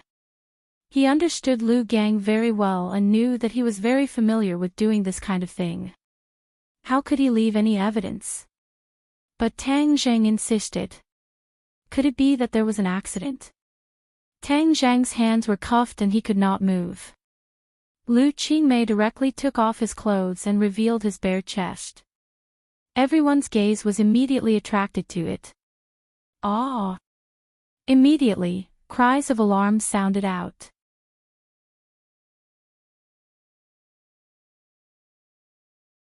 Chapter 22. There was a bruise on Tang Zhang's chest, clearly caused by a heavy blow. The evidence was irrefutable and Lu Gang could not deny it even if he wanted to. Lu Qingmei angrily glared at them and said, "You guys are too ruthless. He is still a child and you guys are actually so ruthless. Impossible, I clearly used a book as a cushion, so how could there be a scar?" Lu Gang stupidly muttered to himself, unable to accept this result. You finally confessed to using a book as a cushion. Is this how you police handle cases? Lu Qingmei angrily asked. Lu Gang was speechless and turned his head to look at Deng Maocai. Deng Maocai's face was ashen as he hated him to death. unable to accomplish anything but good at spoiling things. Song Donghua's face was also ugly as he sternly said, "Black sheep, this matter must be thoroughly investigated. Any malfeasance cannot be tolerated." Deng Maokai was so scared that his whole body trembled as he hurriedly said, "Yes, Secretary Song's words are correct. Lu Gang, this black sheep must be thoroughly investigated. Men, lock him up." Deng Maokai was afraid that Lu Gang would expose him, so he hurriedly ordered people to take him away. "Wait." Tang Jing finally spoke. The scar on his chest was obviously not caused by the attack but was created by himself. He used his qi to create a bruise on his chest, turning defeat into victory and leaving Lu Gang helpless. But letting Lu Gang go like this would be letting him off too easily. After all, Tang Zheng had not yet been cleared of suspicion, so he said, "When he hit me, he clearly said that he was deliberately framing me but did not say who was behind the scenes. Also, that woman, they are in cahoots, so she definitely knows who is behind the scenes." Lu Qingmei agreed, "Yes, this matter cannot be left unpunished. We definitely cannot let the mastermind get away with it." Song Donghua's two thick eyebrows were deeply locked as he stared at Lu Gang with an unkind gaze and asked, "Who is the mastermind?" "I." Lu Gang had a guilty conscience and did not know how to answer. He hurriedly looked at Deng Maokai for help as this was all Deng Maocai's orders. Deng Maocai's heart tightened and his mouth became dry as he hurriedly scolded, "Lu Gang, this matter is very serious. If you speak without thinking, then be careful of your crimes." Lu Gang shivered as he lowered his head in fear. Song Donghua gave Deng Maokai a meaningful glance as the threat in Deng Maocai's words was too strong, even a fool could hear it. "Chief Deng, what is this all about? If you dare to deceive me, you know the consequences," Song said. Deng Maokai clenched his teeth, not daring to say anything. "Secretary Song, of course I know how serious this is, so I will personally interrogate Lu Gang. I must get to the bottom of this." Tang Zheng looked meaningfully at Deng Maokai as his intuition told him that he was definitely related to this matter. However, Tang Zheng did not have any evidence and did not know the mastermind. The mastermind was definitely someone else. Tang Zheng decided to strike while the iron was hot and not give the other party a chance to fool him. "Then I will wait here for the truth to come to light. If I don't find the mastermind, I will definitely not leave." Lu Qingmei looked at him approvingly and said, "Yes, we will wait here." Song Donghua fiercely stared at Deng Maokai and said, "Did you hear that? Quickly interrogate this black sheep and give me the results. Also, immediately unlock Tang Zhang's handcuffs." Deng Maokai wiped the cold sweat off his forehead and personally unlocked Tang Zhang's handcuffs. He kept apologizing, saying that he did not know the right person and used a scum like Lu Gang, causing him to suffer. Tang Zheng coldly looked at him acting. His acting was flawless and it would be a pity if he did not become an actor. Deng Maokai felt a chill in his heart when he saw Tang Zheng's cold stare. He turned his head to avoid eye contact and picked up Lu Gang to leave. "Stop, if you want to interrogate then do it in front of everyone. I don't trust you," Lu Qingmei said without any trace of politeness. Deng Maokai awkwardly stopped and looked at Song Donghua. Song Donghua coldly said, "Did you not hear? Ask him clearly in front of everyone what exactly is going on." Deng Maocai's heart was bitter as he quickly gave Lu Gang a look, hinting him not to expose him. Lu Gang was in a daze, but he knew that Deng Maokai was his life-saving straw. If he exposed Deng Maokai, then both of them would be in trouble and no one would be able to save him. Thus, he clenched his teeth and said, "This matter was done by me alone and there was no one behind the scenes." Deng Maokai let out a breath of relief as Lu Gang was not completely stupid. "Nonsense, I have no enmity with you, so why would you want to frame me?" Tang Jing retorted as this person would not shed tears until he saw the coffin. "I just don't like you." "What about it?" Lu Gang stubbornly said as his eyes gradually became resolute. Tang Jing coldly snorted as the other's explanation was weak and powerless. He had already made up his mind and it would not be easy for him to pry open his mouth. Even if he went to ask that woman he would not be able to get any useful information. Tang Jing was very unsatisfied as if he did not get to the bottom of this matter he would not be able to eat or sleep in peace. Lu Gang, you really disappoint me. As a police officer you knowingly broke the law. You can just wait for the law to punish you. Men, lock him up. Deng Mao Kai pretended to be angry as he said so that no one could find fault with him. Tang Jing, let's go. I see that everyone here is angry. Lu Qingmei unhappily said as they walked out of the interrogation room with Deng Mao Kai carefully accompanying them. He was eager to send these bodhisattvas away as this matter was messed up and he still had to think of a way to deal with the aftermath. The few of them had just walked into the hall when they heard a burst of noise. Someone fainted, quickly call an ambulance. Quick, quick, carry the person out. Several policemen hurriedly carried a person out. Tang Jing took a look and his expression changed. He rushed over like a madman and shouted, "Grandfather, grandfather, what happened to you?" Tang Dehai's eyes were tightly shut as he was carried by several people. He had already fainted in the room for a long time and was just discovered so he could not be woken up. Seeing that his grandfather did not respond, Tang Jing became anxious as these policemen were too hateful. They actually called his grandfather to the police station. His grandfather must have fainted because of him, but now was not the time to investigate who was responsible. Saving people was more important. He grabbed his grandfather and carried him as he quickly ran out shouting, "Out of the way, quickly out of the way." When Lu Qingmei saw this she was shocked but immediately understood what was going on. She hurriedly said, "Tang Jing, quickly get into my car. I'll take you to the hospital." She quickly opened the car door and let the two of them in. She then turned to Song Donghua and said, "Secretary Song, I'll be leaving first." She quickly started the car and drove towards the hospital. Deng Maocai's face was pale. If something really happened to that old man then his days would not be good. Song Donghua looked at him with disgust and coldly said, "You're on your own now."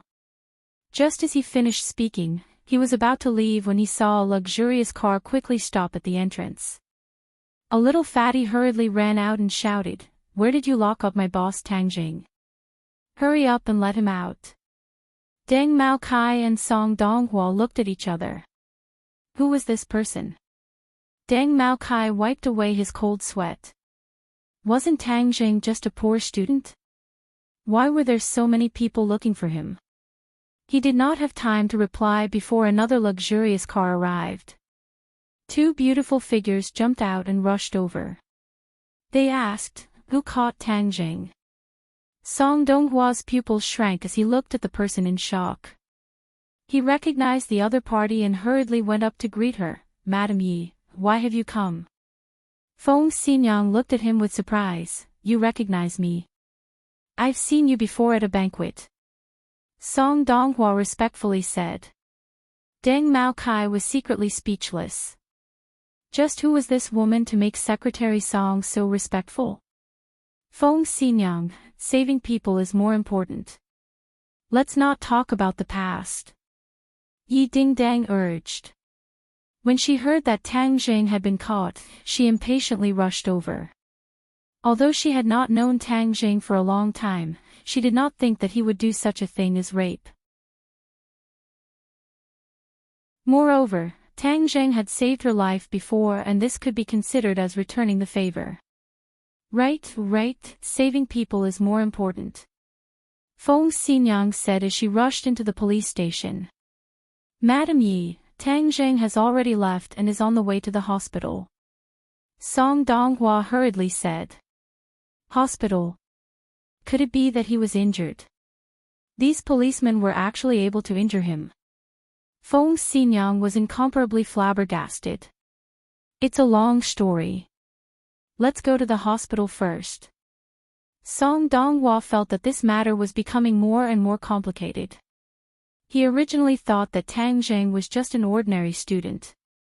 He did not think that he would alarm the Ya family. He could not help but reevaluate Tang Zheng.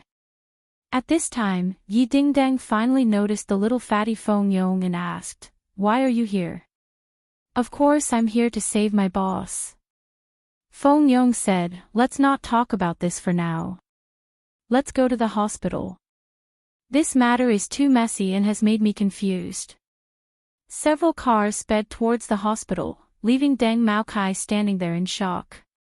After a long time, as if waking up from a dream, he took out his phone and dialed a number. "Young Master Chiao, the situation is not good. The plan this time has failed." "How could it fail?" Chiao Fei was shocked as he angrily roared. "This Tang Zheng is not simple. There was actually someone who stood up for him. How could that be? He is just a poor bastard. How could there be someone who would stand up for him?" Chiao Fei was in disbelief. "Young Master Chiao, is there a mistake in your information? This time there was more than one person who stood up for him. He has already left the police station and I am unable to protect myself." Chiao Fei was silent as this unforeseen event was out of his expectations. He originally wanted to use this opportunity to completely destroy Tang Zheng. Not only did he want to destroy his reputation, but he also wanted to send him to jail. However, he was actually able to escape. Chiao Fei was completely puzzled. "Young Master Chiao, this time my career will be affected. Where is the money we agreed on? The matter has not been settled yet, you still want money." "Hang." Chiao Fei angrily hung up the phone.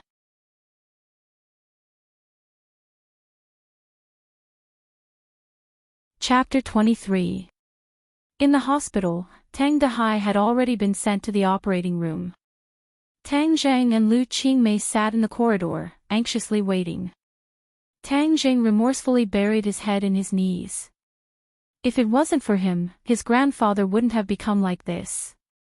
He fell into deep self-blame. Lu Qingmei comforted, "Tang Zheng, don't worry. Heaven helps the worthy. Your grandfather will be fine." Tang Zheng didn't say a word, silently praying. Suddenly, the sound of footsteps approached. Yi Dingdang and the others rushed over and asked with concern, "Tang Zheng, how is your grandfather?" Tang Zheng looked up at them and said, "He's still in the operating room." "Why are you here?" "We just went to the police station and heard that you came to the hospital, so we rushed over." "Thank you." "Boss, don't say thank you. This is what we should do," Feng Yong said. Feng Xinyang nodded and said, "You saved our family's Dingdong's life. This is what we should do." The others looked at Tang Zheng and Yi Dingdang in surprise. They didn't know that there was such a thing between them. Yi Dingdang looked at the anxious and worried Tang Zheng. It was completely different from the confident Tang Zheng. It made people feel a kind of heartache. She wanted to say a few words of comfort, but found that all words were pale and powerless. Just then, the door of the operating room opened and Tang Dehai was pushed out. Tang Zheng hurried over and asked, "Doctor, how is my grandfather?" "His life is saved for the time being." The doctor hesitated, but the situation is not optimistic. His heart originally had a problem. This time, he was agitated and his condition worsened. He must be hospitalized for treatment and observation. As for what will happen in the end, we can't guarantee. Tang Zheng's head throbbed. His heart ached. "Kid, his life force has decreased by a lot. He only has half a month left," Tian Chanzi suddenly said. "What? Half a month?" Tang Zheng was shocked. The old man originally still had 20 days of lifespan, but now he had actually lost a few days. The time left for Tang Zheng was becoming less and less. He had to find the heavenly fragrant flower as soon as possible and break through to the third grade refining qi, but this was almost impossible. It was as difficult as ascending to the heavens. I can't give up. I have to let Grandpa live. Kid, sometimes people have to face the cruel reality. Don't push yourself too hard, Tian Chanzi advised. Shut up. Tang Jing involuntarily roared out, causing the others to jump in fright as they looked at him in shock. Tang Jing, boss, what's wrong with you? Everyone asked in unison. I'm fine. Tang Jing changed the topic and said that he agreed to be hospitalized. Then, he went to go through the hospitalization procedures. He only had a few dozen yuan with him. Even the cost of the surgery was paid for by Lu Qingmei. Tang Jing, I'll pay for the hospitalization fees. When you have money in the future you can pay me back. Lu Qingmei saw his distress and hurriedly said. You don't have to worry about money. The most important thing is to cure the old man's illness. Feng Xinyang stated. Feng Yong hurriedly nodded his head and patted his chest saying, Boss, your grandpa is my grandpa. How much money do you need? I'll ask my dad to give it to you. Tang Zheng looked at the several people and shook his head saying, I'll think of a way to get the money. Thank you everyone for your kindness. He knew that his family only had 20,000 yuan and this was the savings of the two of them. But hospitalization was a bottomless pit. He did not know how long this 20,000 yuan would last, but he did not want to accept other people's gifts. He believed that he would be able to get through this difficult time. Seeing that he had made up his mind, no one tried to persuade him. A moment later, Tang Jing finished the hospitalization procedures. Tang Dehai's anesthetic had also worn off. He woke up and unconsciously shouted, Little Zheng did not break the law. Little Zheng was wrongly accused. Grandpa, I'm fine. Tang Zheng held his hand tightly. Tang Dehai opened his eyes and exclaimed, Little Zheng, am I not dreaming? The police said you broke the law and arrested you. Grandpa, this is all a misunderstanding. It's fine. Tang Jing explained. Tang Dehai let out a sigh of relief and said, I was just saying how could my grandson break the law? It must be a mistake. It's good that you're fine. Why am I in the hospital? Grandpa, you just fainted. I'm fine. Let's go home. This hospital costs too much money. Tang Dehai struggled to get up but was held down by Tang Jing. Grandpa, your body has not fully recovered. The doctor said that you should stay a few more days for observation. My body is fine. Why would I stay in the hospital? It's a waste of money. Tang Dehai waved his hand and said with heartache. Old man, just listen to the doctor. Feng Xinyang also advised. Only then did Tang Dehai notice that there were other people in the room. He looked at these strangers in astonishment. Tang Jing introduced them. Grandpa, these are my teachers and classmates. I've troubled you guys too much. Tang Dehai said with embarrassment. Old man, you should take care of your body. Don't think about anything else. This way, Tang Jing can focus on his studies, right? Lu Qingmei kindly advised. Tang Dehai hesitated for a moment, looked at everyone and said, I'm really fine. This is an old problem. It's not a problem. Grandpa, just listen to me this time. There's no room for discussion. Tang Jing firmly said. Tang Dehai stared at him for a while and sighed. He had no choice but to compromise. Old man, we'll go back first. Tang Jing, if you need anything just give us a call. The others said their goodbyes. Little Jing, you send everyone off. Tang Dehai said. Tang Jing sent them off to the elevator. Lu Qingmei pulled Tang Jing to the side and said, Tang Jing, as soon as the police have news, I'll inform you. If you want to harm my student, I definitely won't agree. You can rest assured. Thank you, Teacher Lu. I want to take a few days off. Sure, take good care of your grandpa. After sending them off, Tang Jing returned to the room. He already had a plan. His current priority was to cultivate and find the heaven-fragrant flower.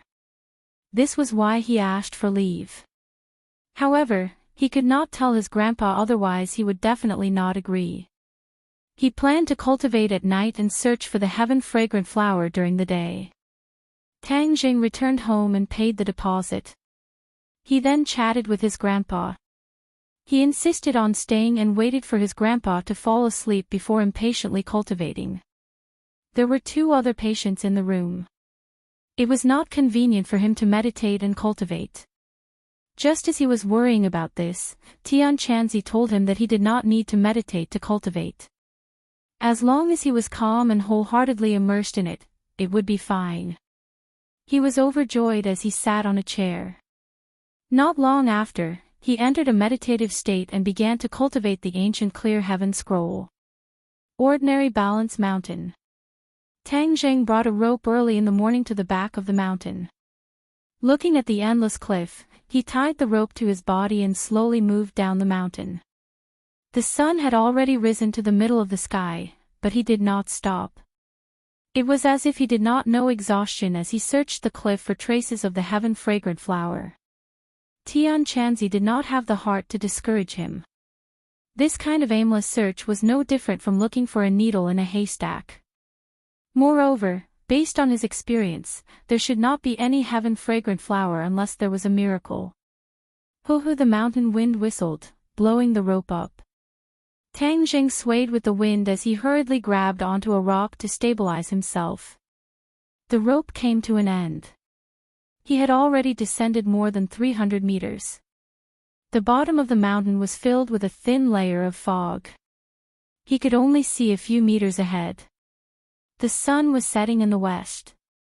He climbed back to the top of the mountain. He decided to bring a longer rope tomorrow.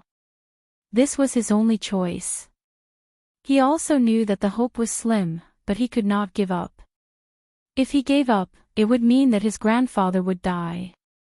He absolutely could not allow this to happen. He returned to the hospital and just happened to run into Feng Yong. "Boss, you didn't go to school today. You don't know that the school is in chaos. It's all about you." Tang Jing frowned. He stared at the wound on his forehead and asked, "What happened to you?" "I accidentally bumped into it," Feng Yong said hesitantly. "Nonsense, this is clearly not a bump." "What happened?" Tang Zhang's face sank. "It was Takashi who hit me." Takashi, why did he hit you?" Feng Yong's face turned red. He said with shame, "Boss, I am useless. Takashi said that you are a rapist in school. I argued with him and then we fought. I am not his opponent. I have lost face for you. Takashi. Tang Zhang's eyes were about to spit fire. Feng Yong, thank you. Boss, this is what I should do. I only hate that I am not his opponent. Otherwise I would have beaten him until his teeth fell out. This day will come. Don't worry. Tang Zhang's heart moved. After refining the life-continuing pill, he could organize a set of martial arts to teach Feng Yong. Feng Yong heard this and his eyes lit up. He nodded and said, "Boss, right now there is a group of people in school who do not know right from wrong. They are all slandering you. They are saying that you have no face to face everyone, so you are hiding and not going to class. Let them talk. There is no need to pay attention to these clowns." Tang Zhang said indifferently.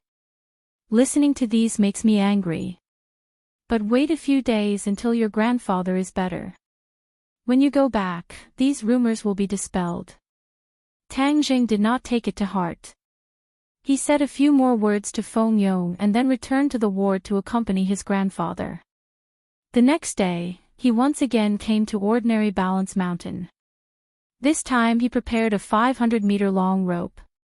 He was like Spider-Man as he casually descended to yesterday's position.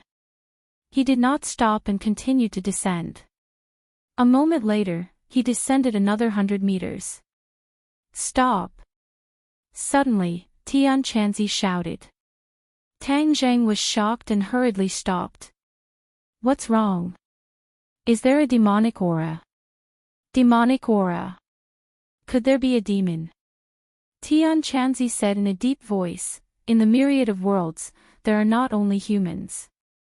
There are also demons and demons. The demons are humans who practice evil techniques.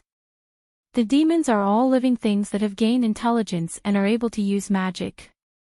If it was before, Tang Zheng would definitely not believe that there were demons in this world. But now that he was a cultivator, he immediately accepted it and said, I am only a first-grade refining chi cultivator. Am I a demon's opponent? I don't know. This demonic aura is not strong, but it cannot be underestimated. If you go back the way you came, there is still time.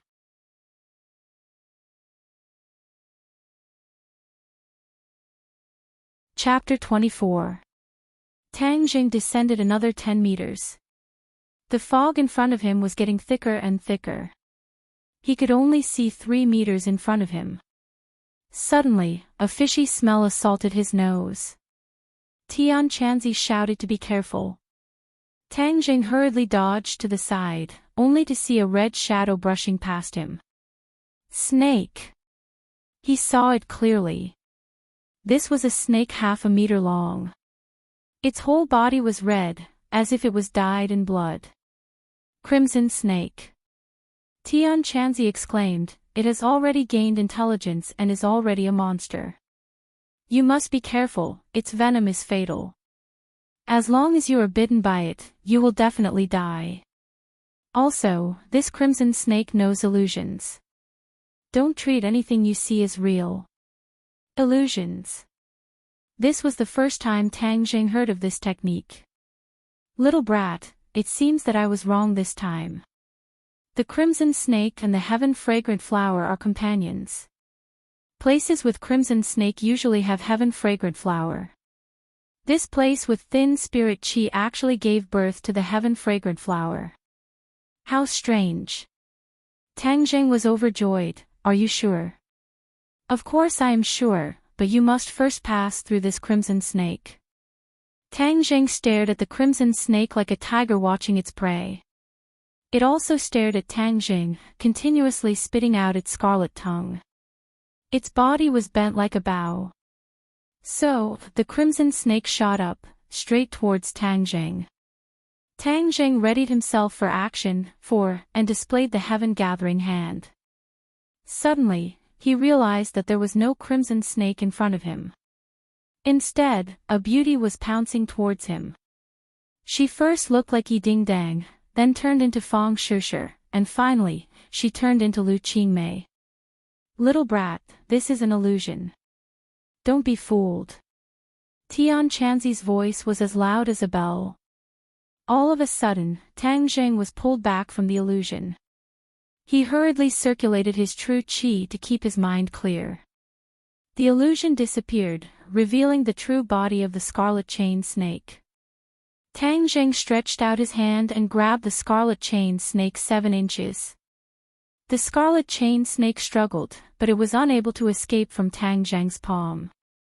The crimson drill snake's strongest point was its illusions. However, Tang Zheng managed to block it. The crimson drill snake was caught off guard and was instantly captured. Quick, cut open its abdomen and take out its inner core. This is good for you. Tianqianzi said impatiently. Raising his hand, Tang Zheng used the dagger that he always carried with him to cut open the scarlet drill snake's abdomen. A fingernail-sized blood-red nightingale rolled out. He hurriedly caught it and threw away the scarlet drill snake's corpse. The inner core was sparkling and translucent, quietly resting in his palm, glowing. The inner core is the most important part of a monster. It is the center of its power. If you take it, it can increase your true qi and raise your cultivation.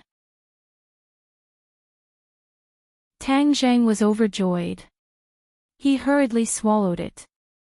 The inner core did not have any fishy smell. Instead, it had a light fragrance. He felt a hot flow of qi explode from his stomach. Then, it flowed through his 8 extraordinary meridians. He hurriedly suppressed the joy in his heart. He continued to descend in search of the heaven-fragrant flower. 3 meters away, a bright flower was fluttering in the wind. It was especially eye-catching. Heaven-fragrant flower. Tang Jing recognized it with a single glance. Little brat, your luck is not bad. This is the heaven-fragrant flower. Quickly pick it and place it in the box. Tang Jing opened the wooden box that he prepared in advance. He carefully picked the heaven-fragrant flower and placed it inside. The heaven-fragrant flower's shelf life was 3 months. If he picked it now, it would not affect the medicinal properties of the heaven-fragrant flower. He once again searched around. There were no other strange flowers or plants. There were no more monsters. He was satisfied as he once again climbed back to the top of the mountain. Boom! His feet swayed and he almost fell off the cliff. The qi in his body was in a mess. He felt a sense of crisis as if his body was about to explode. Little brat, the inner core's medicinal properties are taking effect. Quickly refine it. Otherwise, if your qi continues to run amok, your body will explode and you will die. Tang Jing did not dare to neglect. He hurriedly closed his eyes and operated the ancient clear heaven scroll. Bit by bit, he refined the inner core's medicinal properties. After an unknown amount of time, the violent medicinal properties were completely refined by him. His qi once again calmed down. The qi in his 9 main meridians had increased to 2 inches. He had broken through to the 2nd grade refining qi. The circulation of his qi had sped up. A single inner core had increased his qi by almost an inch. Wouldn't that mean that if he ate 2 more inner cores, he would be able to break through to the 3rd grade refining qi? Little brat, stop daydreaming. How could there be so many inner cores? The scarlet drill snake was too weak. If you met a strong monster, you would be lucky if you didn't get eaten. Tian Chanzi immediately poured a bucket of cold water on him. Tang Zhang let out a sigh of disappointment. This kind of opportunity could only be encountered and not sought after. Proper cultivation was the right path. You haven't absorbed any purine qi for the past 2 days, yet your qi suddenly increased. Did you notice anything strange? Tian Chanzi asked. Tang Zhang's heart moved. He hurriedly operated his qi, causing the circulation of his qi to increase.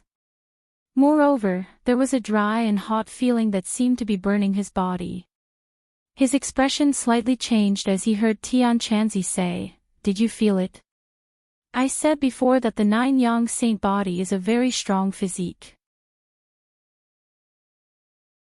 However, when things reach an extreme, they will move in the opposite direction. The stronger your qi is, the more dangerous it will be for you if you don't have the purine qi to balance it. Tang Zhang's back was drenched in cold sweat as he said, "I will go to school tomorrow and absorb the purine qi to balance it out."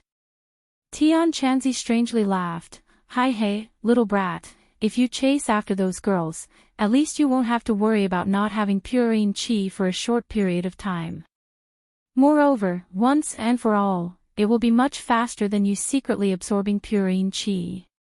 Why don't you listen to my advice?" Tang Jing didn't know whether to laugh or cry. Yi Dingdang, Fang Shishir, and Lu Qingmei, which one of them wasn't the center of attention?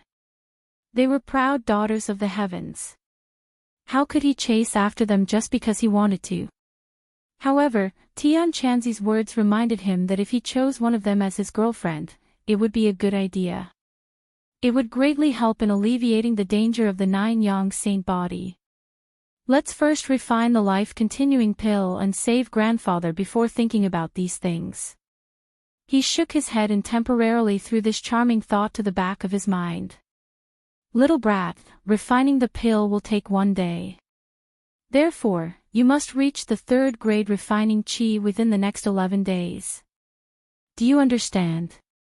Tian Chanzi reminded him. Tang Zhang's head sank. If he didn't have a Niden or enough purine chi to reach the 3rd grade refining chi in 11 days, it would be harder than ascending to the heavens. However, he did not give up and said, I will continue to work hard in my cultivation. Have you noticed that your cultivation speed has slowed down a bit these past few days? Tian Chanzi asked. Tang Zhang was silent. Apart from the first few days of rapid progress, his cultivation speed had now returned to normal. Of course, it was still faster than the average person. Tian Chanzi, is there really no other way? Tian Chanzi was silent for a long time before saying, cultivation is like sailing against the current. If you don't advance, then you will fall behind.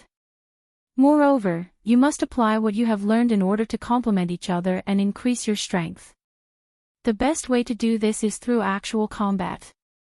Through actual combat you will gain more comprehension. This is also a way to increase your cultivation speed. In the past, the sects would organize disciples to go down the mountain and train.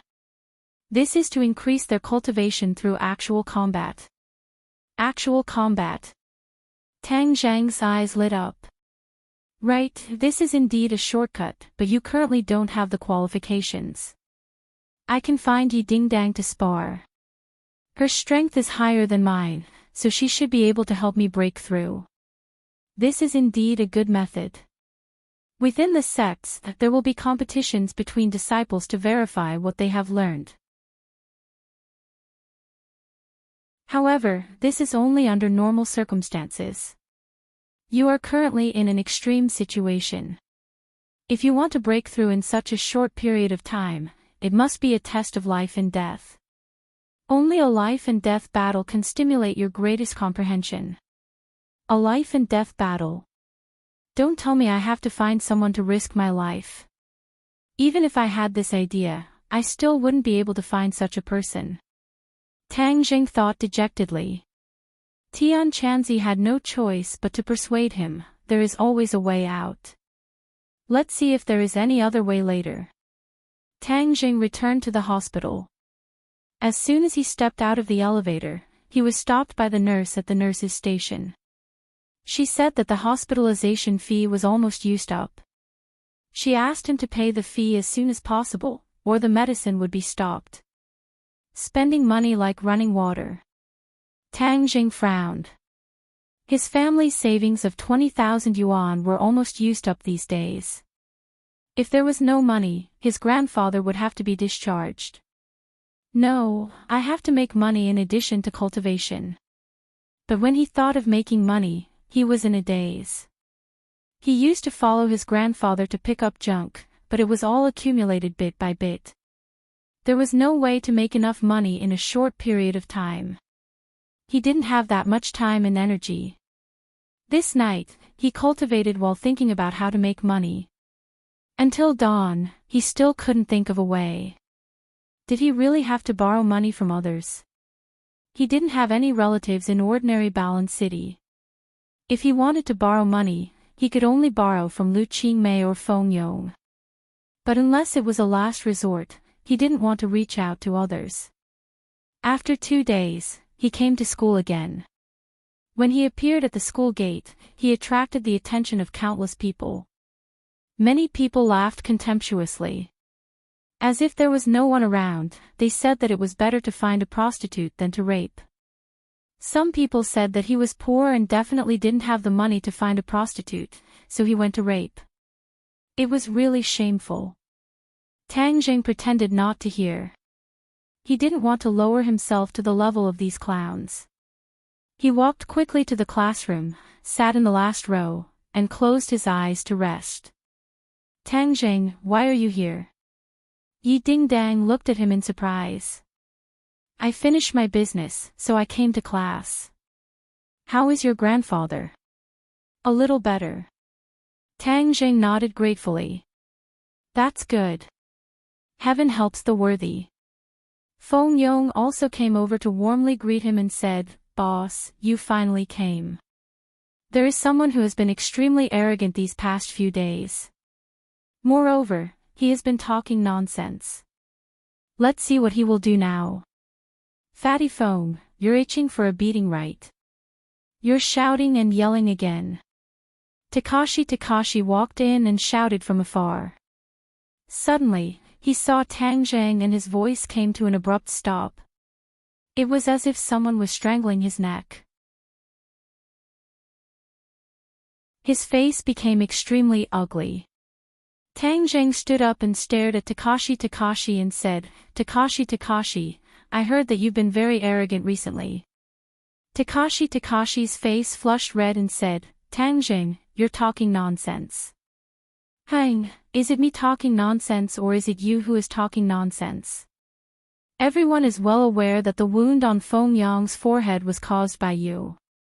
Immediately apologize to him or else you'll have to bear the consequences." Tang Zhang coldly said. "Tang Zhang, this is a school. Don't mess around or else you won't be able to bear the consequences," Takashi said sternly. Tang Zhang disdainfully snorted and strode toward Takashi.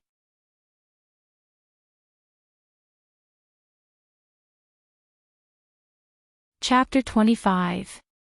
Takashi subconsciously retreated with a panicked look on his face.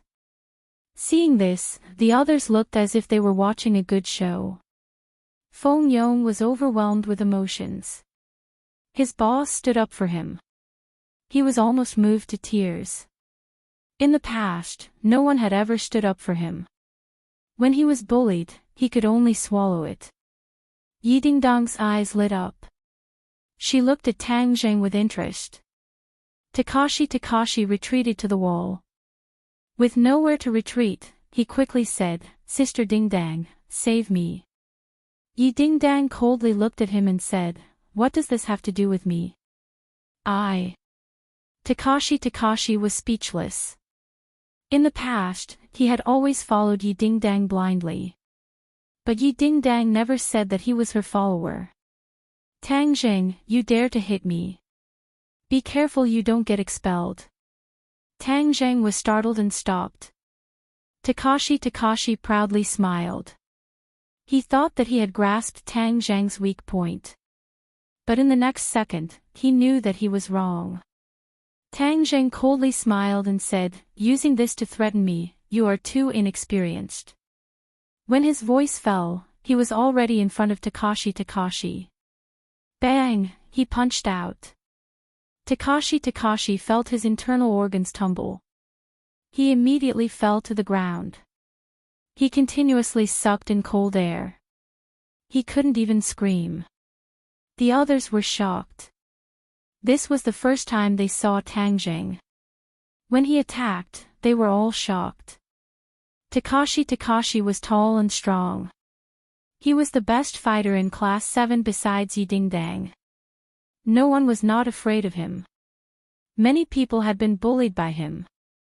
Seeing Takashi's battered and exhausted appearance, they immediately felt relieved. "Boss, good job. Boss, #1 in the world." Feng Yong's face was flushed red. He loudly shouted and clapped. Clap, clap, clap. The applause gradually rose, and the others followed suit. The applause became louder and louder, and in the end, the whole class was boiling with applause. Takashi was lying on the ground, gritting his teeth. The applause was like a sharp sword piercing into his heart. He swore to himself, "Just you wait. You think you can climb over my head with just Tang Zhang? I will make you regret it." He took advantage of his tall stature and liked to tease and play tricks on others. Everyone's hearts were filled with anger. Tang Zhang looked at Takashi with contempt. His popularity was really bad. Everyone actually disliked him. "What are you doing?" Lu Qingmei walked in. Seeing that everyone was applauding, she asked in a loud voice. The applause stopped abruptly. Takashi seemed to have grabbed onto a life-saving straw as he struggled to get up from the ground and complained, "Teacher Lu, Tang Jing hit me." Lu Qingmei looked at Tang Jing with astonishment. She then looked at Takashi. She clearly did not believe him. "Teacher, you have to believe me. He really hit me." Takashi wanted to cry but had no tears. He had never felt so sullen before. Takashi, stop messing around. How could Tang Jing hit you? You, on the other hand, I heard that you recently bullied your classmates again. Lu Qingmei's face was cold as she questioned. I didn't. Takashi said with a guilty conscience. If you dare to bully your classmates again, I will make you call your parents. Lu Qingmei said with a headache. She knew that Takashi was a mischievous student. If he did not bully others, he should be thanking the heavens.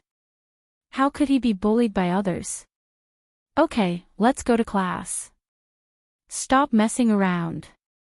The others looked at Takashi with schadenfreude. You also have a day like this. Takashi bitterly sat back in his seat. The surrounding pairs of mocking eyes made him feel as if he was sitting on pins and needles. When the bell rang, he fled. He no longer had the face to sit in the classroom. Tang Zhang was called out by Lu Qingmei.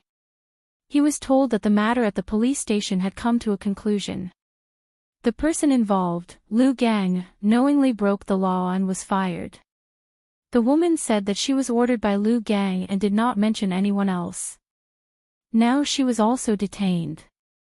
Tang Jing sneered at this result but did not express any opinions. He only thanked Lu Qingmei for her help. However, he did not think that this matter would end like this.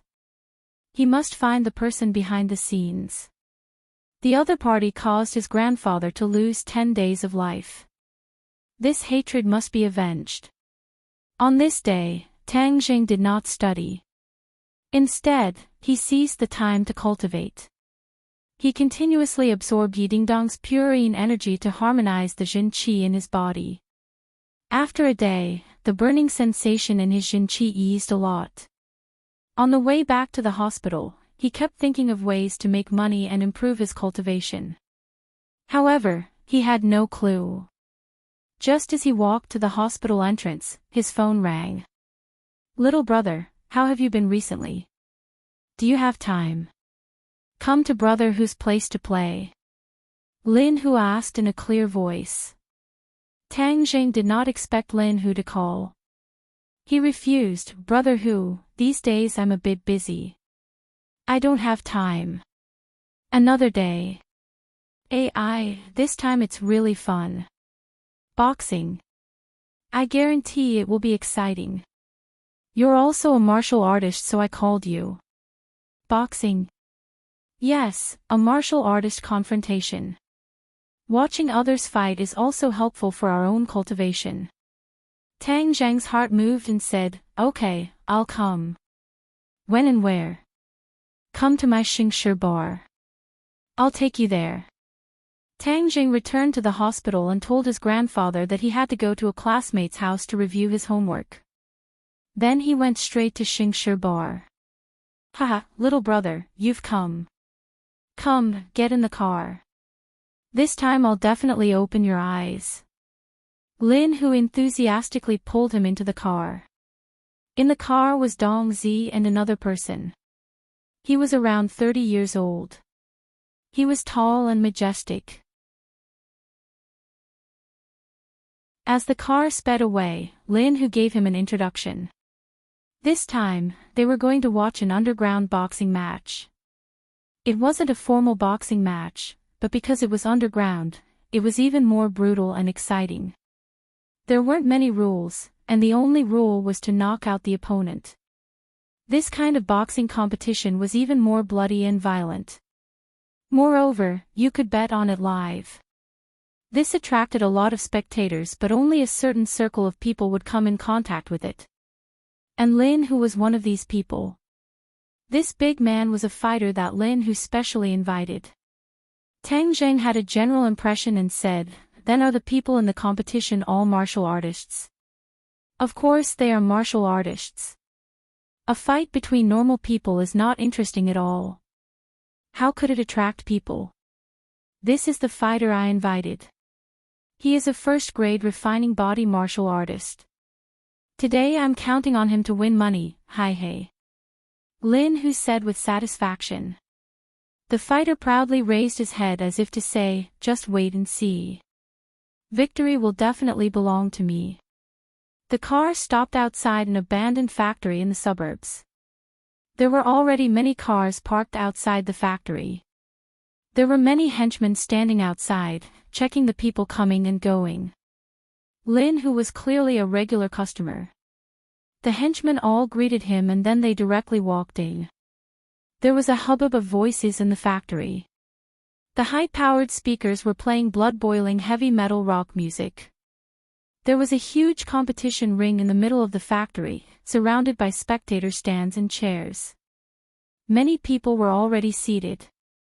Yo, Lin Hu, you're here again. Last time you lost 500,000.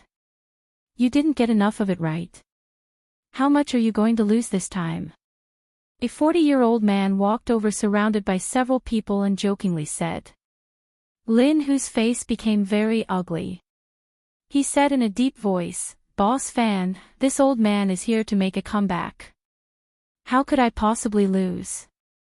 Don't lose until you don't even have your underwear left. That would be really pitiful. How could I possibly lose? This time I specially invited an expert to deal with your fighter." Who is your fighter this time? Him. Lin Hu pointed at the big man beside him and said. Boss Fan tilted his head and looked at the big man. He sneered and said, "The peak of the first-grade refining body. Soon to reach the second-grade refining body. You are indeed stronger than last time's idiot. But no matter how strong you are still an idiot. Today you will definitely lose. You better prepare your money." Lin Hu angrily said, "Boss Fan, don't boast too early. Be careful you don't bite your tongue.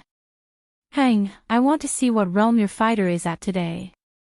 Boss Fan laughed and mysteriously said, "You will find out in a bit. I guarantee that you will be able to broaden your horizons." Hi. After saying this, he proudly walked away.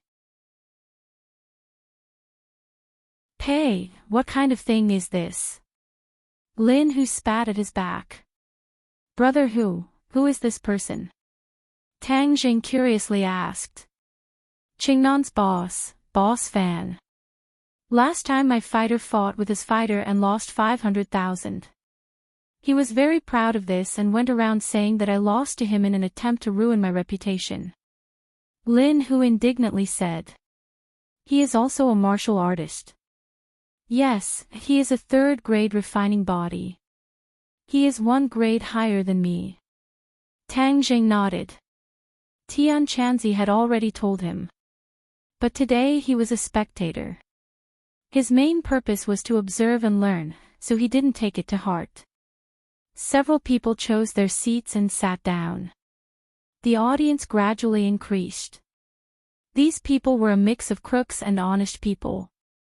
Not only were there white-collar workers in suits, but there were also hooligans. Asterisk. Asterisk. With the sound of a gong, all the voices disappeared. A young man in his 20s walked up to the ring leisurely. He looked around and said in a clear voice, "Welcome everyone. Today, there will be a total of 3 exciting boxing matches. All 3 of the fighters are martial artists with profound strength, so these 3 matches will be very exciting. Later, you can bet on the fighters you like. I hope everyone will have a pleasant and unforgettable night. The show will begin soon." Applause thundered. Who is this person? Tang Jing curiously asked. Huang Xiang, the young master of the ordinary Balan City's Huang clan. He is also a martial artist. It is said that his strength is deep and unfathomable. But as to how strong he is, I cannot tell. Lin Hu introduced. 6th grade refining body. Tang Jing blurted out. See. 6th grade refining body. As expected of a large clan. 20-something years of cultivation is higher than our lifetime of cultivation. Lin Hu sucked in a breath of cold air and said with envy. Large clan. Little brother, you are not a person of this circle, so you may not know. The Huang clan is a famous family of the underworld. They have been around for over 100 years. Don't think that I am doing well in the northern part of the city. Compared to the Huang clan, I am like an ant compared to an elephant. It is just that the Huang clan has been completely clean for the past few years. They have countless businesses under them. This underground boxing competition was organized by Huang Xiang on a whim. Otherwise, who do you think would have such a big face and divine ability to deal with both the underworld and the underworld, making everyone wholeheartedly convinced? Lin Hu explained. Tang Zheng was slightly shocked. This Huang clan actually had such a big background. He really was ignorant before. The first fight began. 2 fighters walked onto the stage. With a clang, the gong sounded and the fight began.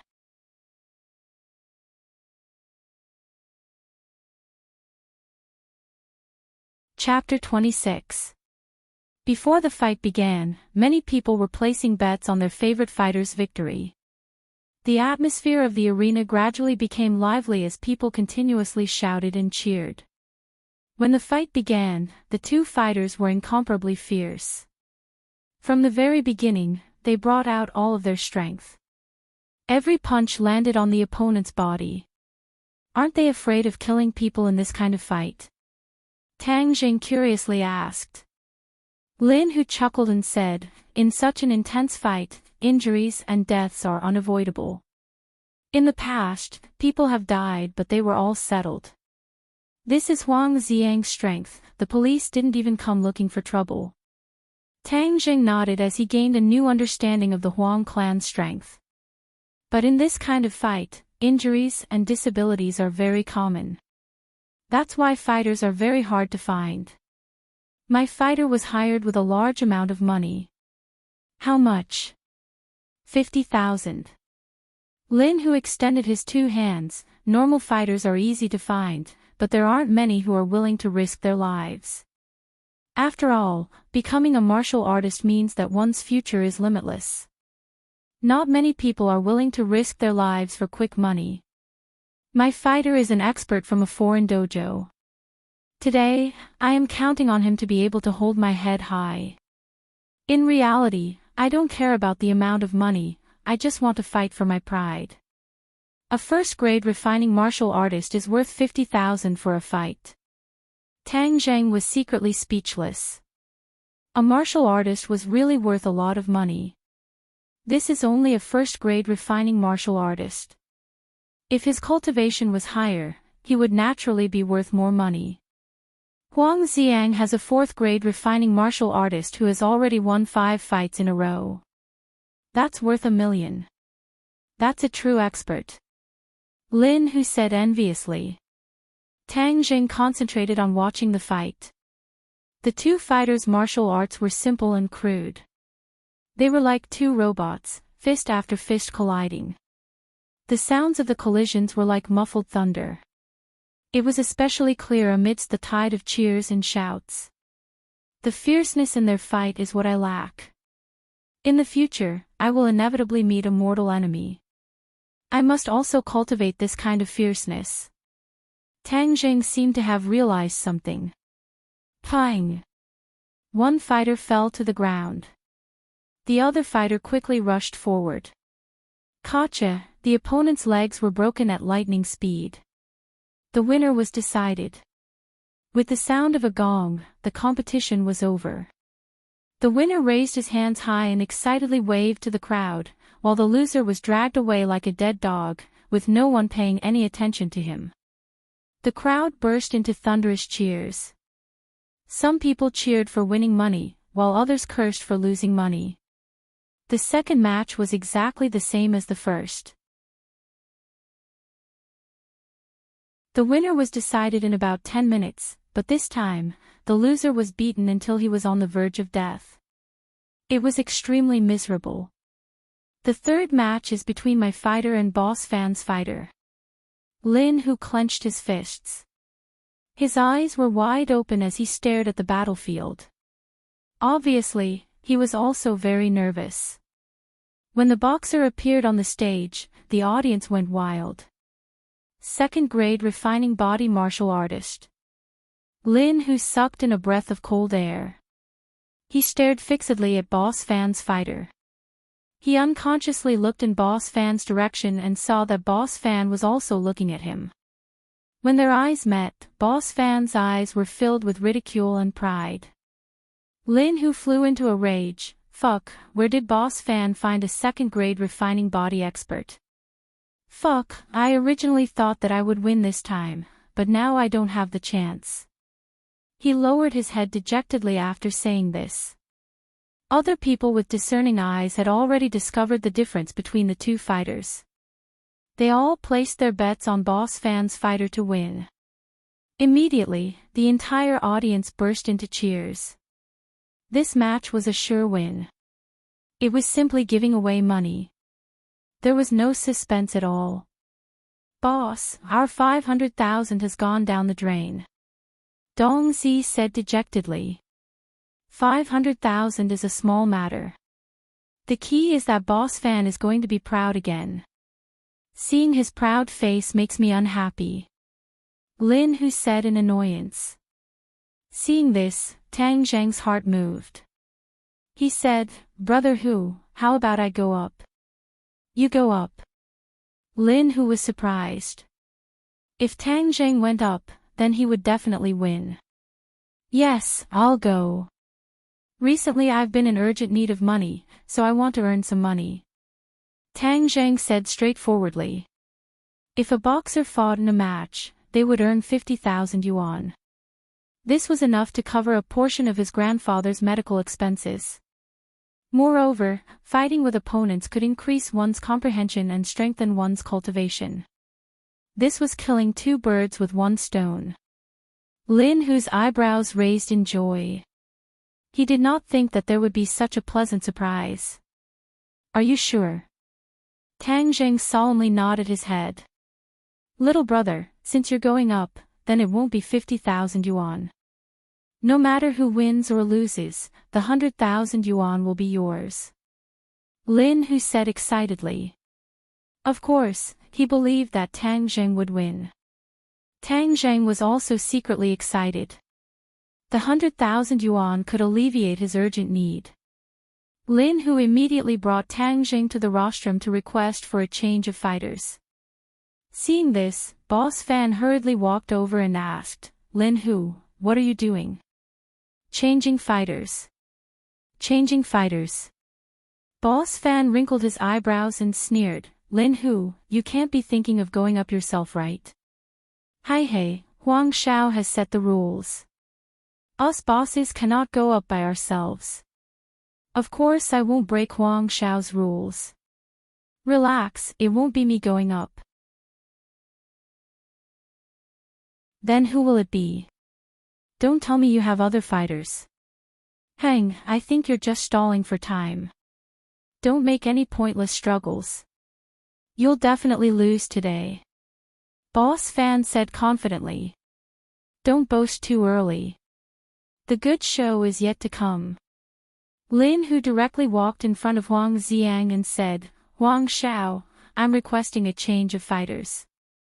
Huang Xiang looked at him with interest and said, "Lin Hu, are you sure?" "I'm sure." "No problem.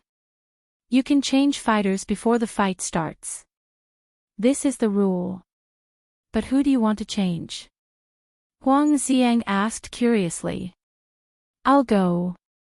Tang Zheng stepped forward bravely. "You?" Huang Xiang and Boss Fan looked at him at the same time. Their eyes were filled with suspicion. From the outside, Tang Zheng was no different from an ordinary person. No matter how they looked at him, he didn't look like an expert. Ah, Lin Hu, I think you've gone crazy from losing. You actually found a weak child. Boss Fan snorted disdainfully. Huang Xiang's eyebrows were tightly knitted. He didn't believe that Lin Hu would be so stupid as to bring disgrace upon himself. But he couldn't see what was so special about Tang Jing. This made him very suspicious. Lin Hu coldly snorted. Before, he also didn't believe that Tang Jing was an expert. That was why he suffered a loss at his hands. This time, the other side repeated the same mistake and looked down on Tang Jing. He wasn't angry, but rather happy. Now you guys are rejoicing in my misfortune. Later on, you won't be able to laugh anymore. Let's see who's the real deal. Right now it's too early for you to say anything. Lin Hu disdainfully said. Good, in a moment I'll make you accept your loss wholeheartedly. Hi hey, last time you bet 500,000. How much are you going to bet this time? 1 million. Boss Fan wildly laughed. Lin Hu, since you want to give me money, then I won't refuse. Hi hey, I dare say that this little brat won't be able to last 3 minutes before being beaten down by my fighter. Little brat, it's still not too late for you to back out. Otherwise, if you lose an arm or a leg, the rest of your life will be ruined. It'll be too late for regrets. What's with all this nonsense? Tang Jing cast a sidelong glance at him and coldly said. Boss Fan was suddenly startled and then flew into a rage. Ever since he became famous, very few people dared to speak to him like this. He gnashed his teeth and stared at Tang Jing, saying, Little brat, just you wait. You'll spend the rest of your life in a wheelchair. Huang Xiang didn't say a word as he silently watched both sides. Especially Tang Jing. The confidence that was being emitted from his opponent's body made him quite puzzled. This wasn't arrogance and conceit, but a feeling that victory was within his grasp. The corners of his mouth rose as he said, Hee hee, I didn't think that today's match would be more exciting than I expected. Very good, then I'll look forward to your exciting performance. Tang Jing walked towards the ring. His opponent looked at him and disdainfully said, A little brat dares to come and compete. He's really looking for his own death. Tang Jing didn't mind as he smiled. Boss Fan angrily ordered, In a moment, beat him until half his body is paralyzed. Let him know this daddy's strength. Boss Fan, don't worry. I'll definitely complete the mission. The fighter rubbed his fists, eager to give it a try. Lin Hu said in a low voice, Little brother, you have to be careful. The audience discovered that the fighter had suddenly changed and they all stared at Tang Jing in astonishment. When they heard someone say that Tang Jing was just a normal person, everyone revealed a shocked expression.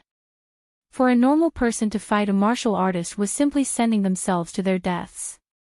Those who had originally bet on Lin Hu began to curse one after another, saying that they would refund their money and that they wouldn't bet anymore.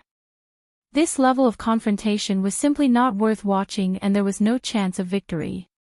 Betting on Lin Hu was simply giving away their money. The other spectators who had bet on Boss Fan were all shouting in excitement. In everyone's eyes, this was practically a sure win. At this time, the factory was filled with a boiling cauldron of voices and curses. There were even people who directly told Tang Jing to get off the stage. Tang Jing turned a deaf ear to them and only stared at his opponent. His opponent's aura was very strong, but compared to Lin Hu he was still a bit lacking. Even Lin Hu was defeated by him, so how could he be afraid of this opponent? Little brat, you don't have the chance to escape. Obediently kneel down and kowtow to admit defeat and I can let you suffer less. The opponent proudly shouted. Tang Jing snorted and said, You should be the one kneeling down and admitting defeat. Perhaps I can let you lose a bit more easily. F***ck, boasting shamelessly. This daddy won't be polite. The fighter fiercely attacked, his huge fist was like a shooting star as he wildly rushed forward. Tang Jing dodged and easily avoided this attack. The fighter was shocked but did not take it to heart. His attack suddenly became fierce and violent like a violent storm. Tang Jing was like a small boat in the middle of a torrent that could be submerged at any time. However, this small boat seemed to have an endless amount of magic. The torrent of attacks fell upon him but he remained motionless like a boulder.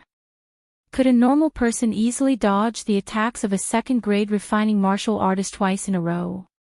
The answer was obvious, no. But Tang Jing was able to do it. Was he still a normal person? Of course not. The curses came to an abrupt end as pairs of eyes uniformly fell on Tang Jing's body. He had become the center of attention on the stage. Boss Fan sat up straight. His expression became serious as he stared at Tang Jing. Lin Hu's face revealed a proud expression. This was within his expectations.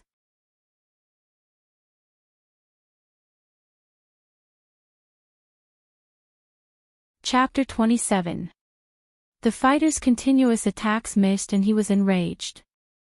With a roar, he attacked again. Tang Jing didn't dodge and instead crossed his hands, filling the air with layers upon layers of hand shadows. The fighter was dazzled, he couldn't see Tang Jing's face clearly but he didn't retreat. Instead, he punched out like an angry dragon. Pang! The fist hit a layer of hand shadows and then they disappeared. The fighter was overjoyed and said, "Insignificant skill, you dare to show off in front of me? Go die." On the platform, Huang Xiang's pupils shrunk as he thought, this young man's martial arts are not simple, it's perfect. Yes, this is a perfect set of martial arts and not a random mess. The opponent thinks too highly of himself and will definitely lose. Peng peng peng. A series of muffled sounds rang out, and the shadow of the hand completely disappeared. The fighter discovered that Tang Jing had disappeared, and suddenly he felt a sense of danger. He turned around, but it was too late. A strong force came from behind him, and he lightly floated into the air, flying out of the arena. The entire audience was silent, no one expected this match to end like this. Wasn't Tang Jing supposed to be the loser? How could he so easily eliminate his opponent? The fighter fell outside the ring, he was stunned. He didn't expect this result but the match had already been decided and he had lost.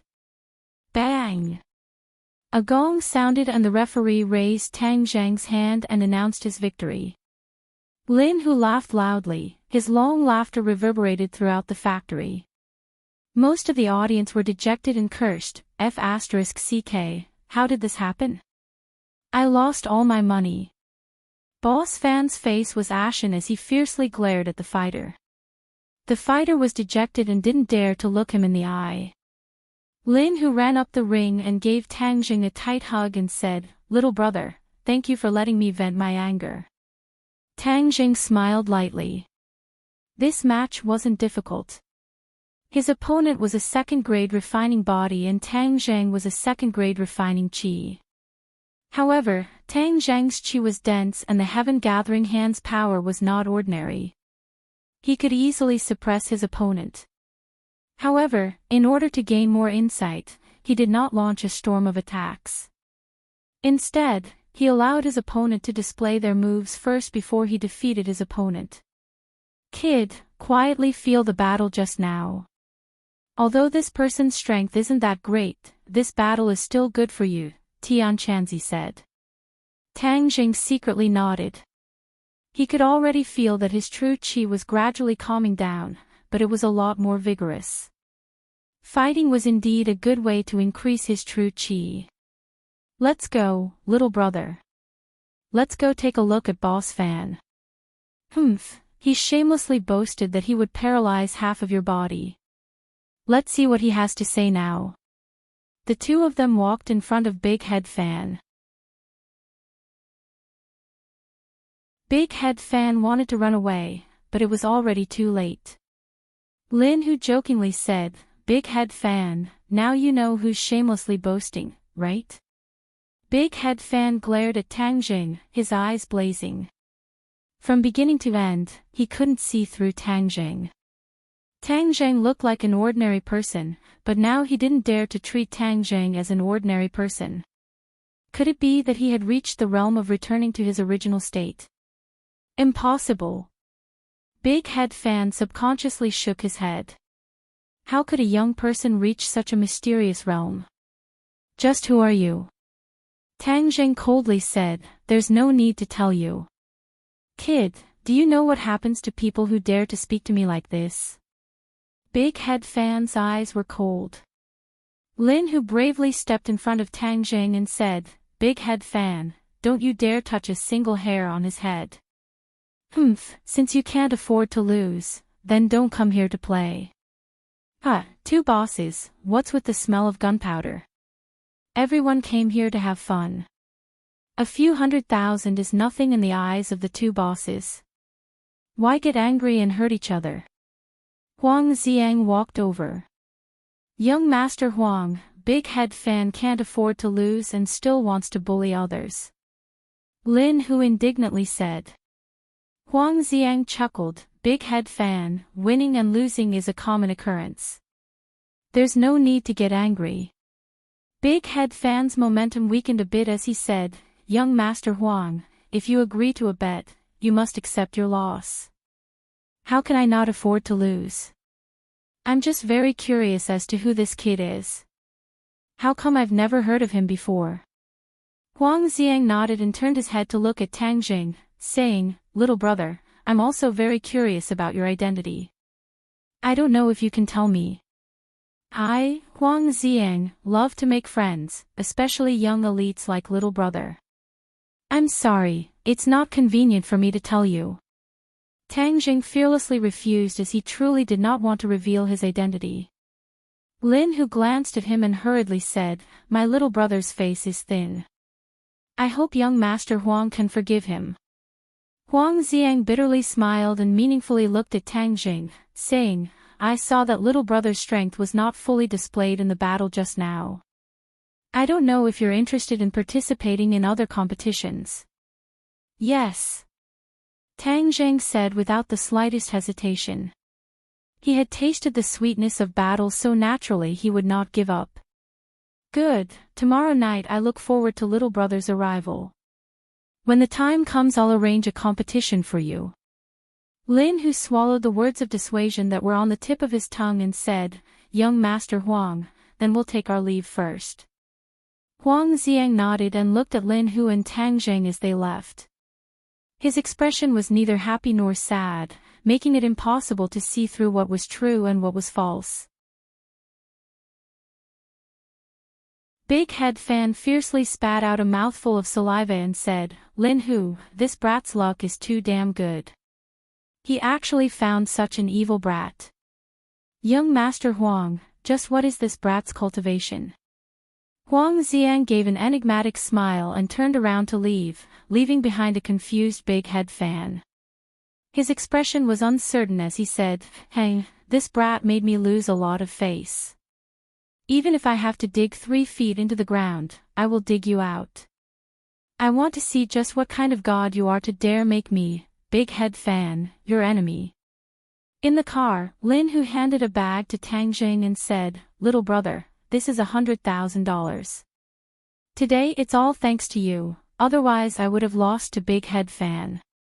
It's just a small matter. Lin Hu hesitated for a moment and said, Actually, when young Master Huang asked about your identity, you should have told him the truth. Oh, why? Young Master Huang clearly wants to recruit you.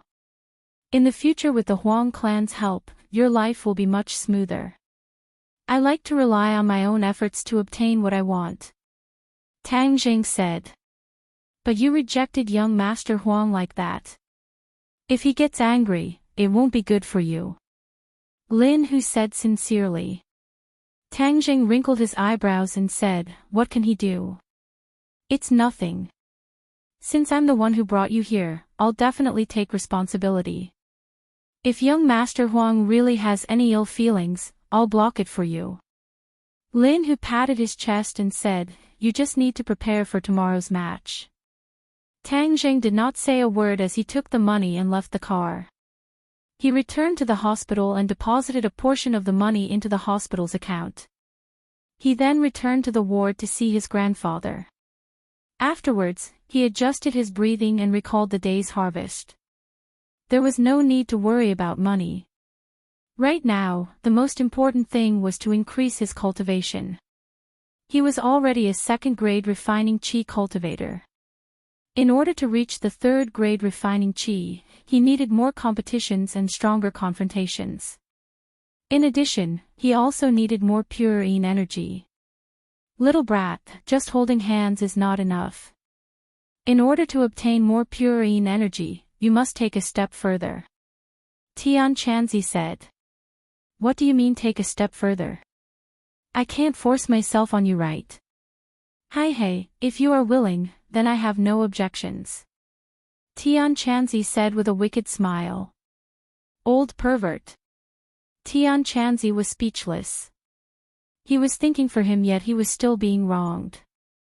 However, the stronger Tang Jing was, the stronger his soul would be. Thus, he pretended that he did not hear anything and continued to say, I am not talking about taking a step further. I am talking about physical contact. Kissing. The child is worth teaching. Tang Zhang's mind was active. This temptation was very big for a young virgin, but the difficulty was not much different from forcing himself on her. Little brat, if you do not take down a woman, the stronger your chi will be, the closer you will be to death. Moreover, in order to save your grandfather, this is what you must do. Tian Chanzi said earnestly. Tang Jing calmed down. Before, he did not have the ability to think about this kind of thing. Now that he was under pressure, he must do this kind of thing. Moreover, it was normal for men and women to fall in love. Many of his classmates had openly fallen in love, so it was understandable for him to fall in love. However, this love partner was worth thinking about. He could only choose between Fang Shishir, Yi Dingdang, and Lu Qingmei. Although Lu Qingmei had a mysterious yin body and had the most pure yin energy, she was the most unrealistic choice. After all, she was a teacher and he was a student. As for Yi Dingdang and Fang Shishir, the image of the two appeared in his mind. As the two schoolbells, their beauty naturally had their own merits. However, one was unruly and the other was gentle. Fang Shishir. He made up his mind. He and Fang Shishir had been in the same class for more than 2 years. They were very familiar with each other. Imperceptibly, he also had a good impression of Fang Shishir. When the conditions were right, he would naturally pursue her. Seeing that he had made up his mind, Tian Chanzi breathed a sigh of relief. Although it was a little regretful that he did not choose Lu Qingmei, it was better to have a goal than to have no goal. Boy, you must carry out the plan to pick up girls when you go to school tomorrow, Tian Chanzi urged. At dawn, Tang Zheng carried his backpack and walked into the campus. For him, who had never pursued a girl before, this task was no less than practicing martial arts. It was even more difficult than practicing martial arts. He had no idea where to start. However, even if you have never eaten pork, you have seen pigs run. The most important thing in pursuing a girl was to increase the chances of them interacting with each other and let them understand each other. Unknowingly, he walked to the door of grade 12 class 1 and found that Fang Shishir had already arrived. She was immersed in her studies. He walked straight over and immediately attracted everyone's attention. Everyone looked at him as if he was an alien. They watched him walk in front of Fang Shishir. What is he going to do? Everyone guessed. Qiao Fei's eyes were about to split open. He had tried to frame Tang Jing time and time again, but in the end, he had failed. Seeing that Tang Zheng was actually directly looking for Fang Shishir, he felt a strong sense of crisis. He suddenly stood up and quickly blocked in front of Tang Jing. He stared at Tang Zheng like a tiger watching its prey.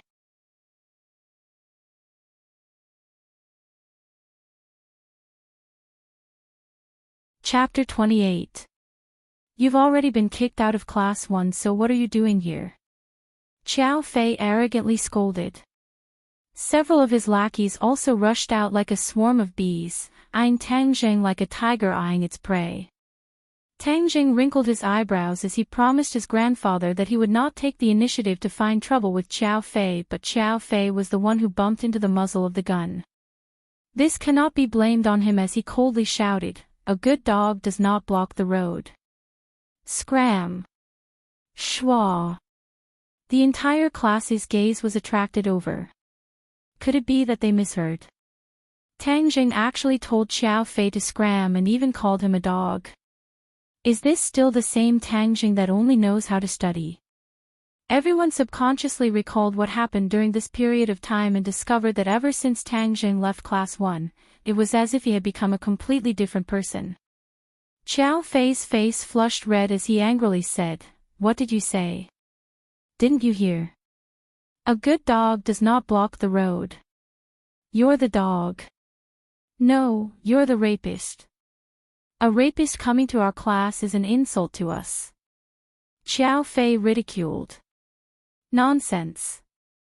Tang Zheng's eyes trembled as he looked at Xiao Fei in a dignified manner. Xiao Fei felt a wave of pressure hit him in the face, causing him to be unable to breathe. He gathered his courage and said, "What, did I hit your sore spot? Do you want to hit me again?"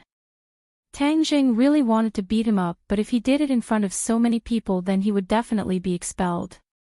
He could not let this happen, so he lowered his voice and said, "Xiao Fei, if you don't want others to know, then don't do it in the first place. The things that you did to me, I will remember each and every one of them in my heart. In the future, I will pay you back in double. Just you wait." Finished speaking, he did not make a move. Instead, he released his aura and an invisible force made Xiao Fei and his lackeys move out of the way. He walked in front of Fang Shishir and said, "Let's have lunch together today. Is that okay?" Fang Shishir stared at him in a daze. Just a moment ago, Tang Zheng's overbearing aura made her heart beat faster. Now that she heard him ask her to lunch in front of so many people, her face instantly turned red. In the past, many people had asked her out, but she had always politely rejected them. But this time, she couldn't bring herself to say no. "I'll wait for you in the cafeteria at noon." Tang Zheng didn't give her a chance to refuse. Boom! Suddenly, the classroom was in an uproar. Everyone was whispering to each other, secretly sizing up Fang Shishir. Xiao Fei panicked and hurriedly said, "Fang Shishir, you can't promise him. He is a rapist. He has ulterior motives." Before he could finish, Fang Shishir glared at him and said, "Xiao Fei, how can you say that about Tang Zheng? He's not the kind of person you say he is. Didn't the police prove it?" Xiao Fei was speechless. After holding back for a while, he faintly said, "In any case, he's not a good person. If you go, you'll be like a lamb entering a tiger's den. I don't need you to meddle in my affairs." Fang Shishir said angrily. She continued to immerse herself in her studies and ignored the other party. At noon, Tang Zheng stopped in front of the cafeteria. Yi Dingdang looked at him in astonishment and asked, "Why aren't you walking? You go eat first." "I have something to do," Tang Zheng said. Yi Dingdang didn't think much of it and directly walked into the cafeteria. Ever since Tang Zheng saved her, the two of them basically ate lunch together. This time, although Yi Dingdang was surprised, she didn't think much of it. "Sorry for making you wait." Fang Shishir hurriedly walked over and said apologetically, "No problem. I also just arrived." Tang Zheng smiled. He felt a rush of excitement. The two of them walked in together. Fang Shishir lowered her head. Tang Jing directly brought her to the second floor. The restaurant on the second floor was like a restaurant. One could order freely and not eat in a big pot. The two of them sat down and a waiter came over. Whatever you want to eat, just order. Tang Jing directly handed the menu to Fong Shishir. It was his first time going up to the second floor. Anything is fine. Just order. How can that be? This is my first time treating you to a meal. I can't be careless. Tang Jing insisted that she order. Fong Shishir couldn't argue with him and ordered the cheapest side dish. Tang Jing knew that she was worried about his money, so he ordered a side dish and a soup. Fong Shishir hurriedly waved her hand and said, "We don't need that much. We can't finish it." "Ha, you can't leave if you don't finish it." Tang Jing joked. Fong Shishir coquettishly looked at him and said, "It's not good to be wasteful. Moreover, you're spending money. It's my money that you're spending. You don't have to feel bad." Fong Shishir said in her heart, "It's because it's your money that I feel bad. Your money is the most difficult to come by." But she didn't say anything because she was worried about Tang Jing's self-esteem. The two of them were silent. The atmosphere was a bit awkward. Fortunately, the food was quickly served. Tang Jing hurriedly asked her to eat. "Why did you ask me out to eat?" Fong Shishir asked. Tang Jing was startled and said, "We've been classmates for so many years. Can't I ask you out to eat?" Fong Shishir smiled and nodded. "Of course you can." Chow Fei sat in the distance and looked at the two of them with red eyes. Especially when he saw Fong Shishir's bashful appearance, he snapped the chopsticks in his hand and gnashed his teeth. Cheating couple. But he knew that he wasn't Tang Jing's opponent and didn't dare to rashly make a move. Suddenly, he had an idea. He gave instructions to one of his lackeys and the lackey quickly went downstairs. A moment later, Yi Dingdang's beautiful figure walked up to the second floor. Chow Fei smiled proudly as if he was watching a good show. Yi Dingdang walked straight to Tang Jing and Fong Shishir and sat down in front of them and said, "Yo, you two are giving preferential treatment here." Fong Shishir's heart tightened. She felt as if she was a third party caught red-handed. Back then, Yi Dingdang had personally admitted that she and Tang Jing were lovers. Later on, she deliberately distanced herself from Tang Jing. Tang Jing acted as if nothing had happened and said, "I'm inviting Fong Shishir to eat." "What's the matter?" "Hee, your brain has really been enlightened. You actually know how to date." Yi Dingdang said with interest. Fong Shishir's face turned red. These ordinary words were very grating to her. She immediately stood up and stammered, "Yi Dingdang, we aren't what you think." Yi Dingdang said with a smile that wasn't a smile, "Oh, what am I thinking? There's nothing going on between me and Tang Jing. We're already dating. Even an idiot wouldn't believe it." Fong Shishir had thousands of words to say but didn't know how to refute. She wished she could find a hole to hide in. Tang Jing's face sank and said, "Yi Dingdang, don't joke around." Yi Dingdang teased him and said, "Am I joking? I didn't say anything. I'm leaving first." Fong Shishir turned to leave. "Wait a moment." Tang Jing quickly grabbed her hand. Fong Shishir's heart tightened. This was the first time she had held hands with someone other than her father. Her heart felt as if there was a little deer running around, but she couldn't break free from Tang Jing's hand. "Sit down and eat. We still haven't finished eating. You said before that we shouldn't waste food." Tang Jing gently said. Fong Shishir looked at Yi Dingdang and then looked at Tang Jing. She was in a dilemma. "Yi Dingdang, don't joke around. Otherwise I won't talk to you anymore," Tang Jing said with a cold face. Yi Dingdang stuck out her tongue and said, Okay, I won't disturb you too." But I have to remind you that someone just tipped me off that you two are dating upstairs. You have to be careful of that person. As she said this, she looked towards Xiao Fei's direction. Xiao Fei was concentrating on looking over here. When he saw several people looking over, he subconsciously turned his head. Tang Jing immediately understood what was going on. He hatefully said, "Xiao Fei, I have no enmity with you.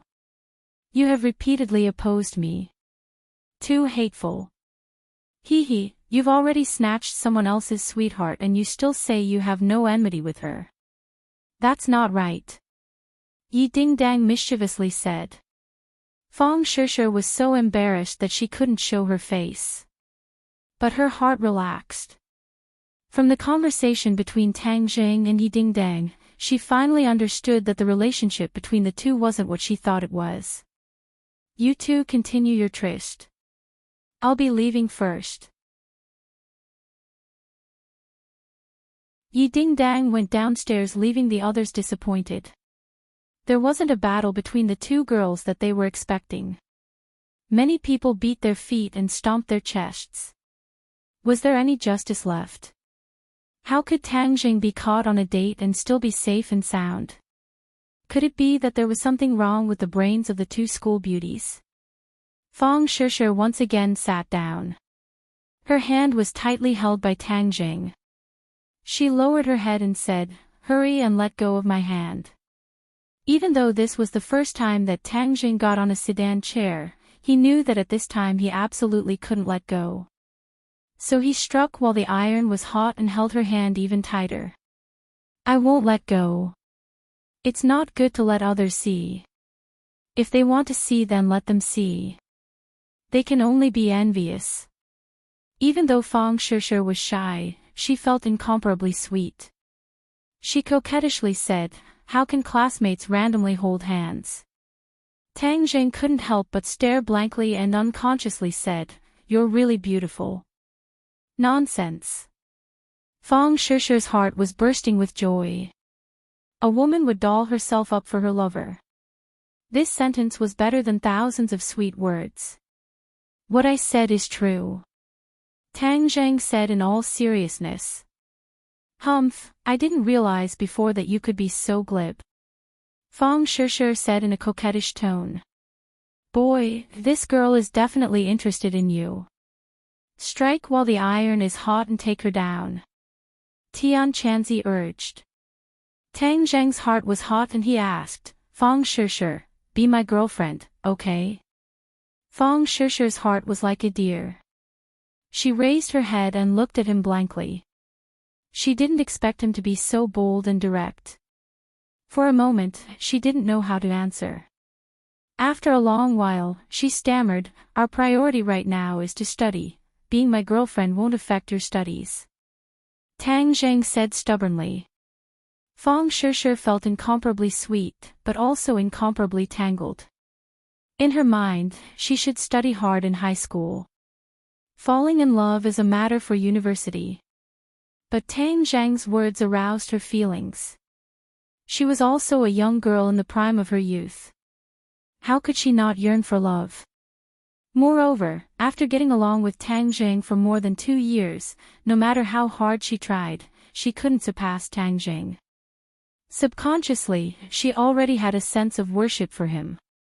After a long time, this worship gradually bred feelings, but it was always suppressed. This time, Tang Jing's confession made this feeling erupt like a flash flood. There was a voice in her heart shouting, "Say yes, say yes."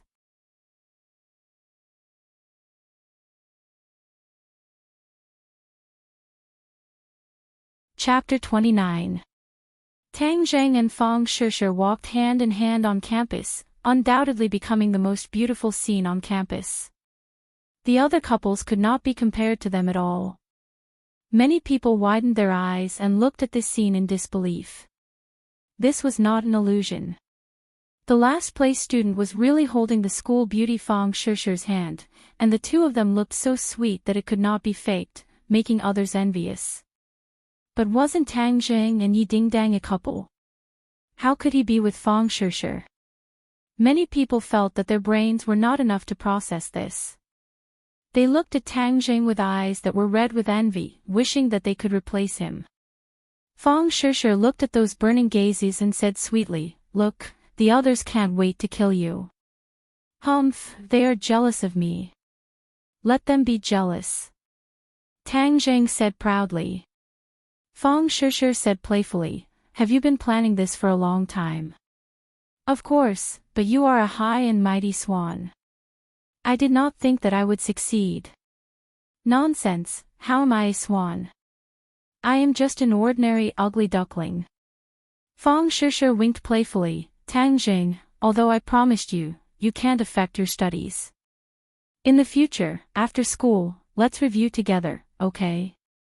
Let's try to get into a good school for the college entrance exam. Unspecified currency, no problem." Tang Jing was full of confidence. Feng Shishir's heart ached, and she said carefully, "If there is anything you don't understand, we can learn from each other." She knew that Tang Jing was not the same as before. He was no longer the top student, so she was afraid that she would hurt his nerves. "Okay, in the future, I will ask you if there is anything I don't understand." Seeing that he was not provoked, Feng Shishir sighed in relief and said, "Let's start reviewing tonight. The mock exam is in half a month. At that time, we will get good results." "I can't do it tonight." "How about tomorrow night?" Tang Jing agreed to go boxing that night. "Alright, I'll look for you tomorrow night. But you have to remember to revise when you go back. Studying is like sailing against the current. If you don't advance, you will fall behind. You can't slack off," Feng Shishir reminded him. The two of them reluctantly returned to their respective classrooms. As soon as Tang Jing entered the classroom, he was stopped by Feng Yong. "Boss, did I see wrongly just now? Are you really with Feng Shishir?" "That's right." Tang Jing happily smiled. "What about Sister Ding Dang?"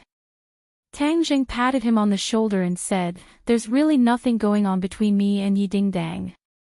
You all misunderstood in the past." Feng Yong was flabbergasted as he opened his mouth wide enough to stuff an egg in. He glanced at Yi Ding Dang and cautiously said, "Boss, I think Sister Ding Dang is more compatible with you. Both of you are experts." "Huh, don't worry about it." "Alright, but boss, you have to teach me a few moves." "How come every time you make a move, it's so easy? You're simply a love saint." Feng Yong's eyes sparkled as he said in worship. Tang Jing said in all seriousness, "First of all, you have to be as handsome as me." F***ck, boss, you're too much of a bully. Apart from the hardware, is there any software aspect? Feng Yong rolled his eyes as he received a heavy blow. Feng Yong was 1.7 meters tall. His originally not tall body combined with his fat body could not be considered handsome. But his pair of small eyes were bright and full of expression, leaving a deep impression on others. Tang Jing said encouragingly, "Study well and you'll naturally be able to hug a beauty. There is a house of gold in a book, and there is a jade in a book. The ancients did not lie to me. Alright, I will study hard. Boss, I'm already implementing the revision plan that you gave me. In a few days, I'll let you check the results of my studies." Feng Yong was full of confidence. Tang Jing returned to his seat and sat down. Yi Ding Dang looked at him with a smile that was not a smile. He touched his face and asked, "Is there something dirty on my face? Why are you looking at me like that?" "Ha, I'm looking at your proud face. How does it feel to hug a beauty?" Yi Ding Dang teased. Tang Jing resentfully said, "Not bad, not bad. Be careful not to become the target of public criticism. I heard that many people like Feng Shishir. You have too many love rivals. Thank you for your concern. I can handle it. It's easy to dodge a spear in the open but hard to defend against a stab in the dark." Yi Ding-dang said. Tang Zhang's heart moved. He could not help but think of the matter of being framed by the police. Although that matter was closed, he did not forget that the mastermind was still at large. He wrinkled his eyebrows and made up his mind to find time to get to the bottom of the matter. Night fell. In the abandoned factory in the suburbs, the music was still deafening. When Tang Zhang and Lin Hu appeared together, the audience burst into a wave of cheers. Everyone looked at Tang Zhang with blazing eyes. Clearly, the strength that he displayed yesterday made everyone have a new understanding of him. Little handsome brother, do your best. Today, I'm betting on you. You must win. Right, fiercely beat your opponent and continue to win. Tang Zhang turned a deaf ear and walked straight to the front of the rostrum. Huang Xiang and Boss Fan were already waiting there. Boss Fan's face was very ugly. Yesterday he ordered to investigate Tang Zhang's background, but it was to no avail. There was no such person in the underworld. It was as if he appeared out of thin air. Boss Fan, how come you still have the nerve to come today? Lin Hu jokingly asked. Boss Fan coldly snorted and said, Lin Hu, don't be so proud. Today it is young Master Huang's fighter. This little brat is definitely finished. Huang Xiang meaningfully smiled and said, this little brother is unfathomable. I don't dare make any guarantees. However, exchanging pointers and letting us broaden our horizons is also good. Lin Hu probingly asked, I don't know who young Master Huang is sending up today. C.I. Jun. Lin Hu sucked in a breath of cold air and cried out in alarm. C.I. Jun is a 4th grade refining body expert. Hee, since little brother can easily defeat a 2nd grade refining body martial artist, if I were to send another 2nd grade refining body martial artist, wouldn't I just be asking for humiliation? Huang Xiang laughed as his eyes stared at Tang Zhang. The others also stared fixedly at him, waiting for his answer. Tang Zhang acted as if nothing had happened and nodded his head, okay. Good, you have spirit. Huang Xiang praised. Boss Fan unhappily said, little brat, you overestimate yourself.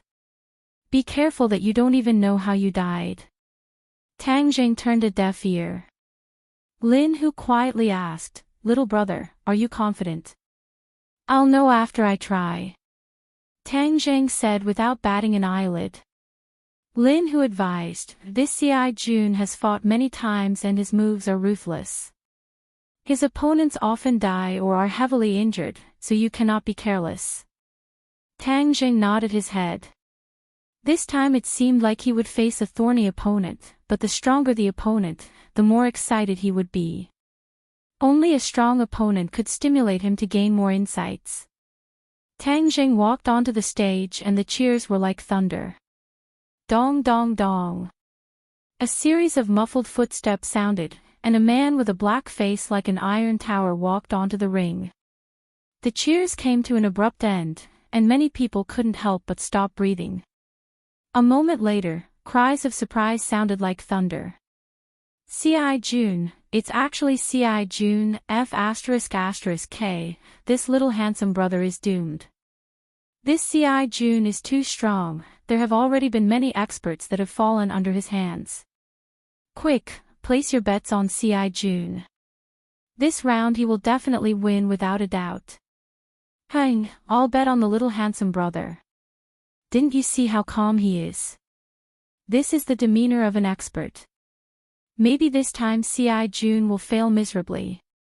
Different people in the audience had different opinions and they all placed their bets on the fighters they favored.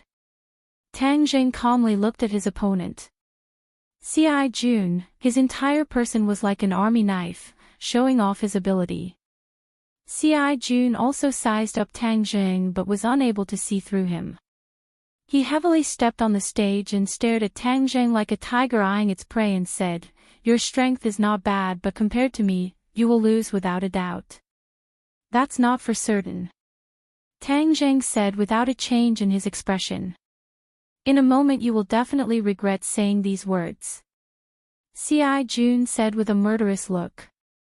The referee announced the start of the match. At that moment, the atmosphere on the stage became tense. Both sides stared at each other, only to hear C.I. Jun's angry roar. With the tip of his foot, he charged forward like a military knife, his biting cold murderous intent surging forth. Tang Zheng's eyes narrowed as he flipped his palms and the heaven-gathering hand attacked from all directions. This time Tang Zheng did not choose to dodge but met force with force. He wanted to test how long he could last.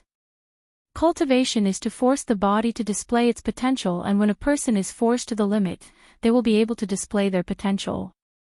Tang Zheng used his opponent to put himself in a dangerous situation and thus forced himself to display his potential. Both sides flashed like lightning as if swords and knives clashed. Peng! The air exploded and invisible waves of qi rose up. In the blink of an eye, the two had exchanged no less than 10 moves, and each move was heavy and powerful.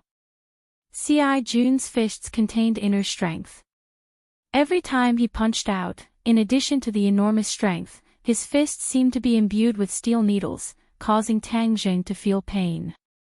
Tang Zheng, however, did not retreat. His fist contained true qi, and true qi was even more vigorous than inner strength. Even though the two were 2 realms apart, the density of true qi and inner strength was actually on par. C.I. Jun's pupils shrunk as he said, "You are also a 4th-grade refining body." Tang Zheng did not comment as he extended his arm and grabbed onto C.I. Jun's arm. Taking advantage of the situation, C.I. Jun's veins popped out as he twisted his arm like a fried dough twist.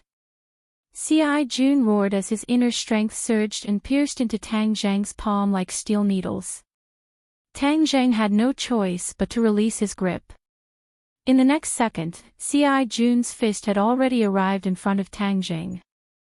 This attack caused a biting cold wind to blow against Tang Zheng's hair. He quickly retreated and ducked to dodge. Pang! The fist struck a pillar at the side of the stage. Wood chips flew everywhere as the pillar was directly broken by the fist. One could imagine that if this fist were to land on the body, even the bones would be broken. Want to dodge? No way. C.I. Jun coldly snorted as he quickly attacked. His qi was completely locked onto Tang Zheng. Left and right, Tang Zheng had nowhere to hide. Tang Zheng urged his power, and his true qi quickly circulated. A thunderous sound exploded within his body. Both of his hands moved, and the sky was filled with shadows of his hands, completely defending from all directions.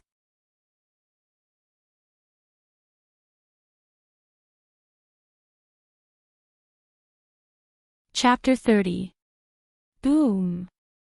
With a thunderous strike, both sides simultaneously retreated.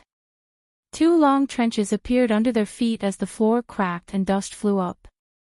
The momentum was vast and terrifying. The audience cried out in alarm as they continuously sucked in a breath of cold air.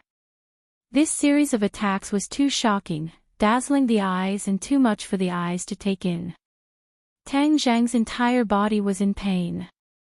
The opponent's inner strength had affected his body, and this feeling was not pleasant at all. His bones felt as if they were about to fall apart. Luckily, he was able to circulate his qi and reduce the majority of the force, otherwise his internal organs would have been shattered by this attack. I overestimated myself.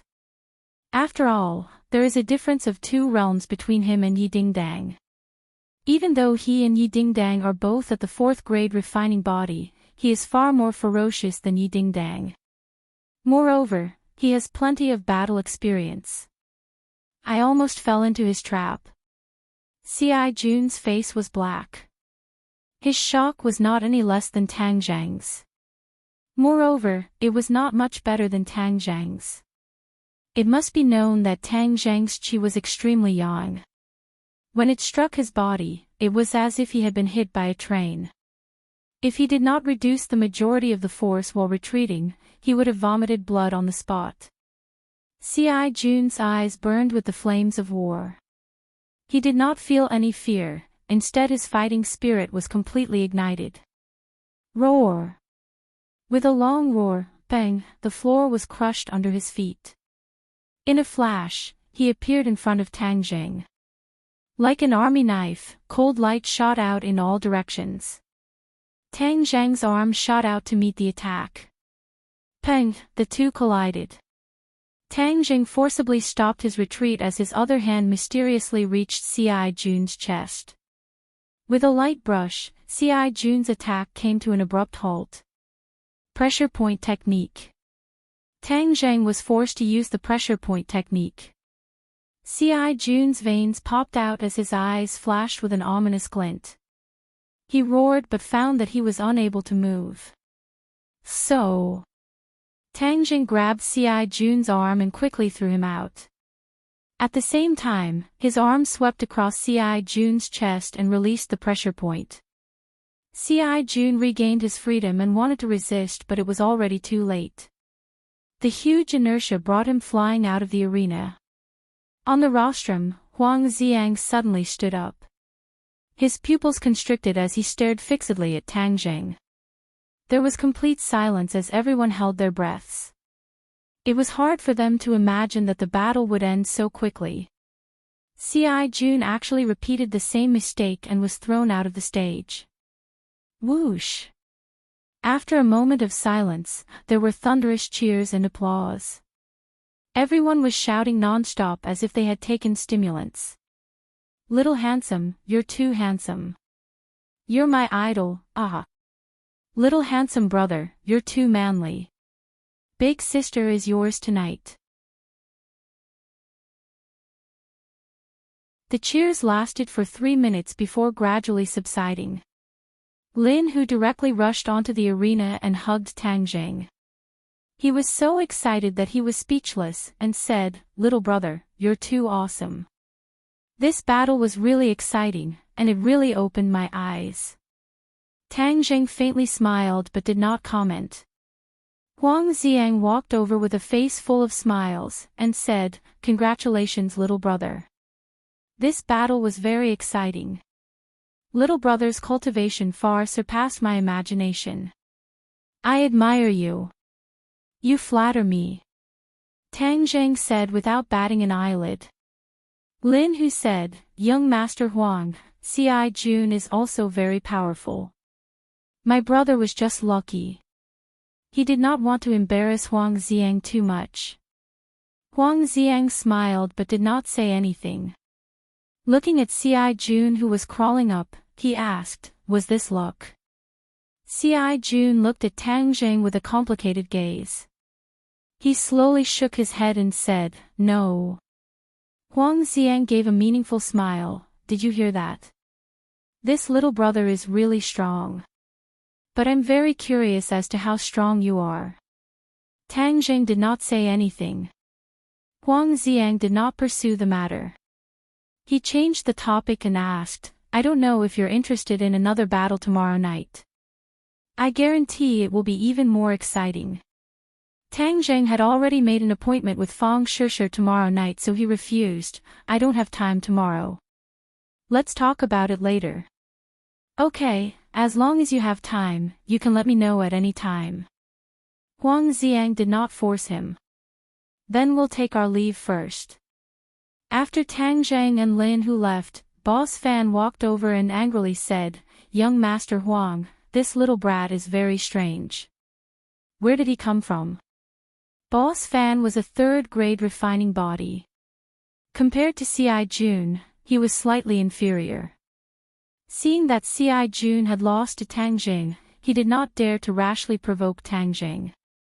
Huang Xiang gave a meaningful smile and said, "Interesting. In the ordinary balance region, such a fierce person actually appeared." After he finished speaking, he left.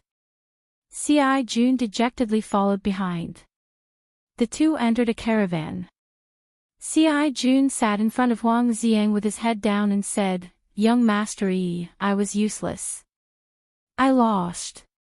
Tell me the specifics of what happened. At the beginning you two were evenly matched and he was even weaker than you. But in the final exchange, how did you lose?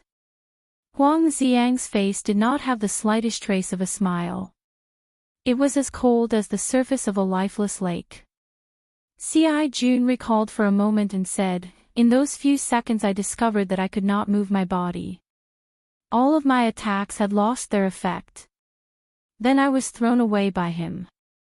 At that time my body regained its freedom, but it was already too late." "You couldn't move." Huang Xiang's eyes lit up. He could not help but sit up straight. Could it be the pressure point technique? Pressure point technique. Ci Jun was shocked. He immediately shook his head. Impossible. The pressure point technique is a martial art that only Hotian realm martial artists can use. He is so young, how could he be a Hotian realm martial artist? Huang Xiang nodded and said, "Hotian realm martial artists would not come here to fight. No matter how he did it, he must have many secrets on him." "Then what should we do?" Huang Xiang lightly said, "First investigate his identity before making any plans. Moreover, since he is willing to fight, no matter how deep he hides, I have my own methods to uncover his secrets." Tang Jing calmed his breathing and slowly sensed the changes in his body. His true qi flowed faster than usual. Moreover, after he circulated the heavenly ancient well, he absorbed the thin spiritual energy of heaven and earth. As a result, the amount of true qi that was converted was clearly greater than usual. His true qi grew more and more. At daybreak, his 9 main meridians true qi had reached 2.5 inches. He took a deep breath. His mind was refreshed. These 2 battles had given him a lot of benefits. Quantitative changes had led to qualitative changes. Finally, his true qi had leaped to a new level. However, there was still a large gap between him and 3 inches of true qi. As long as I fight a few more times, reaching the 3rd grade refining body won't be difficult. Tang Zheng was full of confidence and was filled with fighting spirit. Tian Chanzi's untimely voice sounded, "Little brat, don't be happy too early." This time Huang Xiang sent out a 4th grade refining body. Next time, it might be a 5th grade refining body, or even a 6th grade refining body. At that time, you won't be as lucky as you were this time. 5th grade refining body, 6th grade refining body. Tang Zhang's breath stagnated. He had fought with a 6th grade refining body assassin before. Together with Yi Dingdang, he was able to catch the opponent off guard and win by a fluke.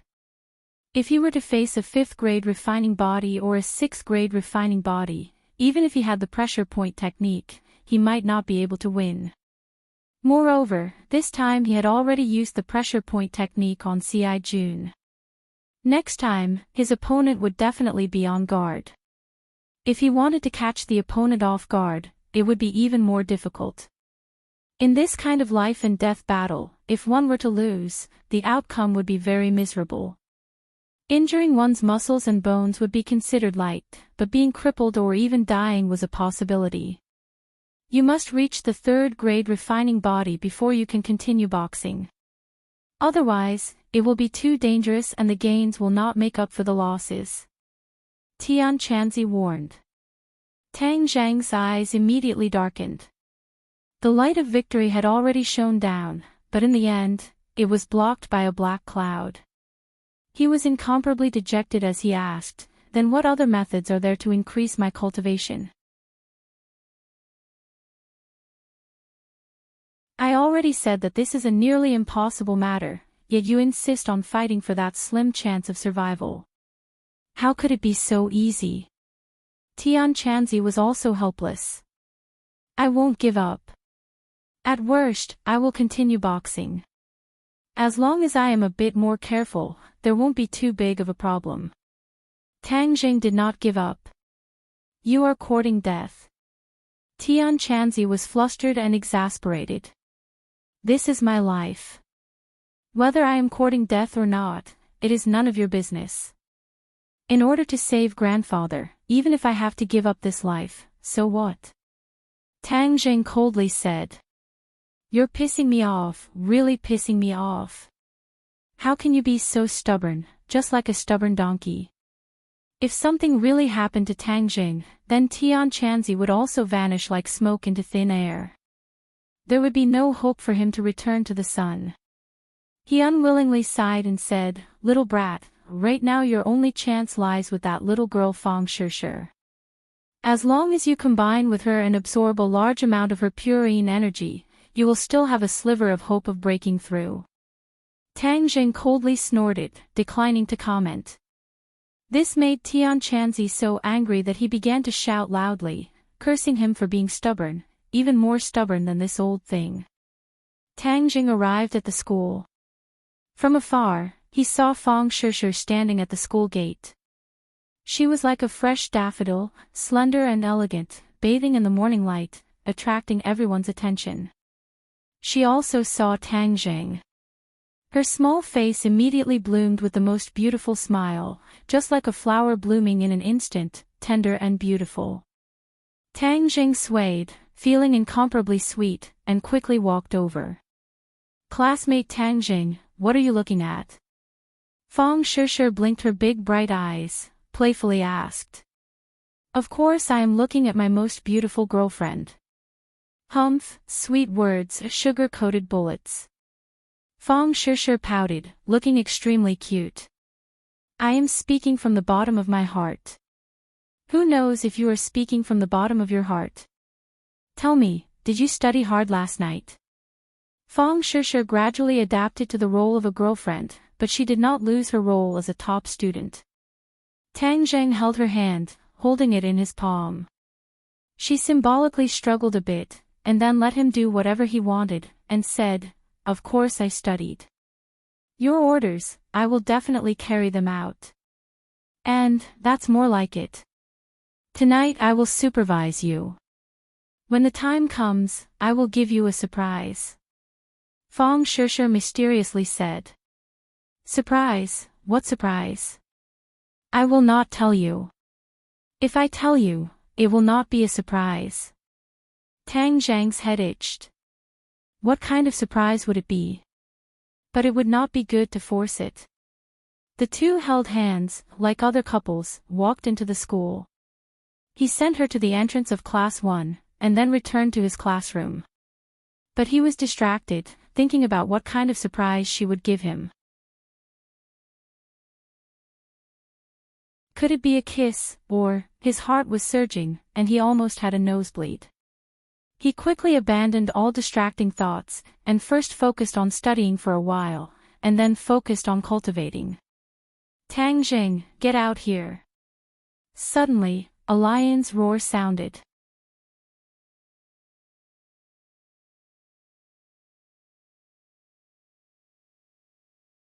Chapter 31. Schwa. Everyone subconsciously looked towards the door. The old witch, Wu Zuehong, stood at the door with her hands on her hips. She looked like a ferocious beast that was about to devour someone. Tang Jing looked at Wu Zuehong. What did she come here for? Tang Jing, get the hell out here. Wu Zuehong once again used the lion's roar. Tang Jing wrinkled his eyebrows. Wu Zuehong was an unreasonable lunatic.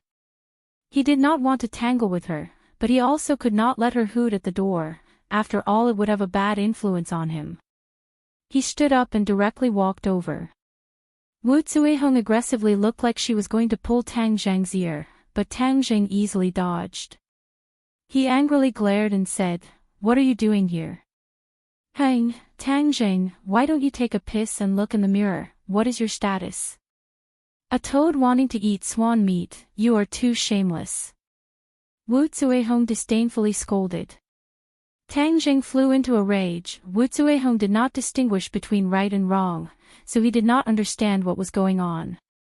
He clenched his teeth and coldly said, Don't rely on your position as a teacher to do whatever you want. I am no longer your student, so if you want to teach me a lesson, you are not worthy. You are a student of this school and I am a teacher, so I can teach you a lesson. Moreover, look at infinity, no matter what you do, anyone can teach you a lesson. Wu Zuehong chattered on.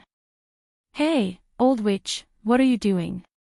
This is not class 1, this is class 7. You want to behave atrociously here and even dare to teach my boss a lesson. Why don't you take a look at who you are? Feng Yong rushed up and angrily roared. Wu Zuehong was the absolute authority in class 1, no one ever dared to contradict her. Who would have thought that other than Tang Jing, there was another little fatty who dared to contradict her? It really was overturning the heavens. Who are you, daring to disrespect your teacher? Be careful that I don't expel you. Wu Zuehong angrily said. Feng Yong used to be timid and afraid of trouble, but ever since he followed Tang Jing, his young courage was completely aroused. He stared at her without fear and said, "Who do you think you are? Fire me, you can try. The amount of money my father donates to the school every year is enough to crush you to death." Wu Zuehong's heart trembled, and her imposing manner involuntarily weakened. There were too many rich people in this school, and this little fatty must also be a child of a rich family. She couldn't defend him, so she coldly humphed and pretended not to hear. She turned the gun to Tang Jing and said, "Tang Jing, come with me." "Why should I go with you?" Tang Jing used to be afraid of her, but now he was not. "All right, your wings have hardened. I want to see just how hard your wings are." As she spoke, she tried to grab Tang Zhang's arm. However, Tang Zhang's strength suddenly burst forth and bounced her hand away. She cried out in pain. "What are you shouting for?" Yi Dingdang walked over and boldly stood in front of her. She condescendingly looked down at the crazy Wu Zuehong and said, "This is class 7. If you want to take away a student from our class, why don't you ask if everyone agrees?" "Right, what right do you have to take away Tang Jing? You're not a teacher of our class. Who do you think you are? You dare to point fingers at people from our class." Yi Dingdang had an extremely high prestige in class 7. Once she spoke, the others all agreed. Class 7 was called the Hell Class, and there was naturally a reason for it. Aside from their poor grades, the students also had their own personalities. Other than the teacher in charge, Lu Qingmei, they were never afraid of other teachers. Wu Zuehong wanted to show off her teacher's prestige in front of them, but she came to the wrong place. Wu Zuehong's face flushed red. No one had ever dared to treat her with such an attitude. She flew into a rage and endlessly shouted, "Overturn the heavens, overturn the heavens, Teacher Wu, what are you doing here?" Lu Qingmei walked over. Her face was covered in frost as she frowned and asked. Wu Zuehong's eyes lit up. She immediately found her target and turned to Lu Qingmei and said, "Teacher Lu, you came at the right time. What kind of people are in your class? They don't have any respect for their teachers." Lu Qingmei directly interrupted her words. Lu Qingmei knew the other party's temper. Her words could not be completely trusted, so she went straight to the point and said, "I know what kind of students are in my class. I don't need others to point fingers at me. Teacher Wu, you're making a ruckus here. Do you still have the demeanor of a teacher? You don't have the qualifications to lecture me." Wu Zuehong couldn't do anything to her students, but she did not fear Lu Qingmei. "Teacher Lu, Tang Jing is your student, right?" "Of course he is." "Then that's good. Why don't you ask him what he has done?" Lu Qingmei was incomparably flabbergasted. She knew that Tang Jing had been going to the hospital to take care of his grandfather these past few days after school. Moreover, he had even returned the hospitalization fees that she had paid for him. This caused her to have a good impression of this self-reliant big boy. Tang Jing saw Lu Qingmei's questioning gaze and said, "I didn't do anything. She just ran over here like a lunatic and started cursing. Teacher Lu, he really is a good student of yours. He did something bad and still dares to deny it." Lu Qingmei angrily said, "Teacher Wu, what exactly did he do? If you can't give me a reason, I'll go and find the principal." You've been targeting Tang Jing time and time again. What are your intentions? It's not that I'm targeting him. It's his own misbehavior. Tang Jing, you flatly deny it. Fine, then I'll ask you until you're speechless. Let me ask you, did you use despicable methods to deceive Fang Shishir? Tang Zheng was startled. He didn't think that she would actually come for Fang Shishir. No wonder she said that he was a toad that wanted to eat swan meat and even slandered him for using despicable methods to deceive Fang Shishir. This was simply preposterous. Nonsense. Even now you still dare to deny it. If you didn't deceive her, then why would she agree to date you? What's your status? You're a pauper. What's Fang Shishir's status? One is in the sky and the other is on the ground. Do you think it's possible? If you didn't deceive her, would she agree to date you? Tang Zheng was about to spew smoke from his 7 orifices. Wu Zuiheng was simply a mad dog that couldn't be reasoned with. He said, I don't need you to care about the matters between me and Shishir. I'm her teacher. I don't care who cares. It's fine if you're the only one who's behind in grades, but now you actually have ulterior motives to make Fang Shishir fall behind with you. You're too vicious. She's going to be the top scorer in the future, and she's going to be admitted to a prestigious school like Yenqing University. What about you? You can't even go to a junior college. Enough. Lu Qingmei finally exploded.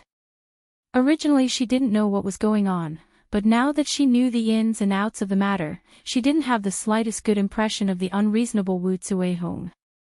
She knew a thing or two about the matters between Tang Zheng and Fang Shishir. After all, this matter was too sensational and had already spread like wildfire. She originally thought that Tang Zheng and Yi Dingdang were a couple, but she didn't expect that he and Fang Shishir were a couple. Students falling in love, this kind of thing couldn't be more normal. She also didn't interfere. After all, this was their private matter. She was also once young. But Wu Zuiheng actually used this matter to make an issue out of it. Moreover, she used such unbearable words to insult Tang Zheng. She was so angry that her whole body trembled. She angrily shouted, Wu Zuiheng, do you still deserve to be a teacher? Is there a teacher like you? You've simply tarnished the 2 sacred words of a teacher. Tang Zheng is my student. You don't have the qualifications to lecture him. Moreover, I think that Tang Jing didn't do anything wrong. Good, Lu Qingmei. No wonder the 7th class is so bad. It turns out that they have a teacher like you. You're misleading the students. Wu Zuiheng roared in exasperation. What did you say? Say it again. You dare to come to the 7th class and behave atrociously. You dare to speak such arrogant words to Teacher Liu. I, your father, will kill you. The crowd was agitated. The entire class rushed over. They wanted nothing more than to tear Wu Zuiheng apart. Even though they were bad students, they still had a lot of respect for Lu Qingmei. This wasn't just because she was beautiful, but because she respected them from the bottom of her heart. This was something that everyone deeply felt. Even though they didn't say it out loud, this sincere feeling was hidden in the bottom of their hearts.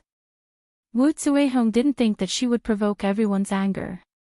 She also didn't think that this group of students would be so bold. She was so scared that her face turned pale. She retreated to the railing.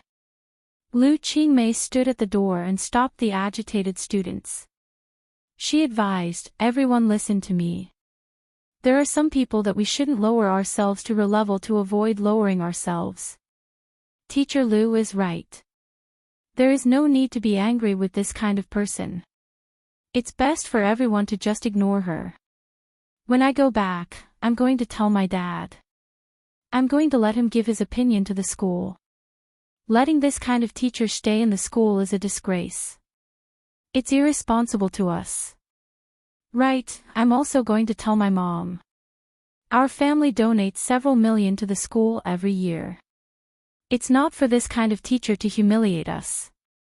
The crowd was agitated. Their voices seemed to be about to lift the ceiling. Wu Zuihong's face was deathly pale. This group of silk pants was not to be trifled with. Especially the families behind them. She couldn't afford to provoke them. She was battered and exhausted. She wanted to leave this place, but Tang Zhang's figure moved and blocked her path. What do you want to do? Let me tell you. Hitting people is illegal. Wu Zuihong's face alternated between red and white. She threatened him. Tang Zhang looked at her with contempt and said, "Don't think that everyone is crazy like you.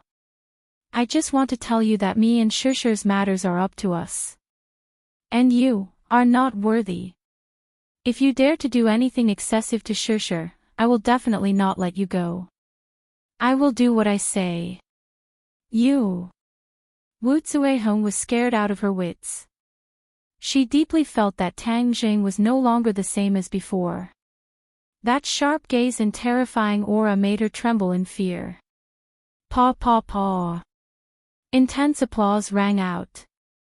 Everyone continuously cheered, "Well said. You are not worthy to make decisions.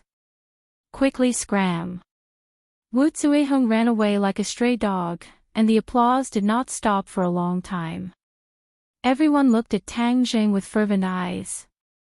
His aura was too handsome, and many girls had stars in their eyes as they said in amazement, "Wow, this is a real man. Too handsome. If I had a boyfriend like this, it would be worth it to die." Yi Dingdang looked at Tang Jing with a burning gaze, her eyes full of splendor.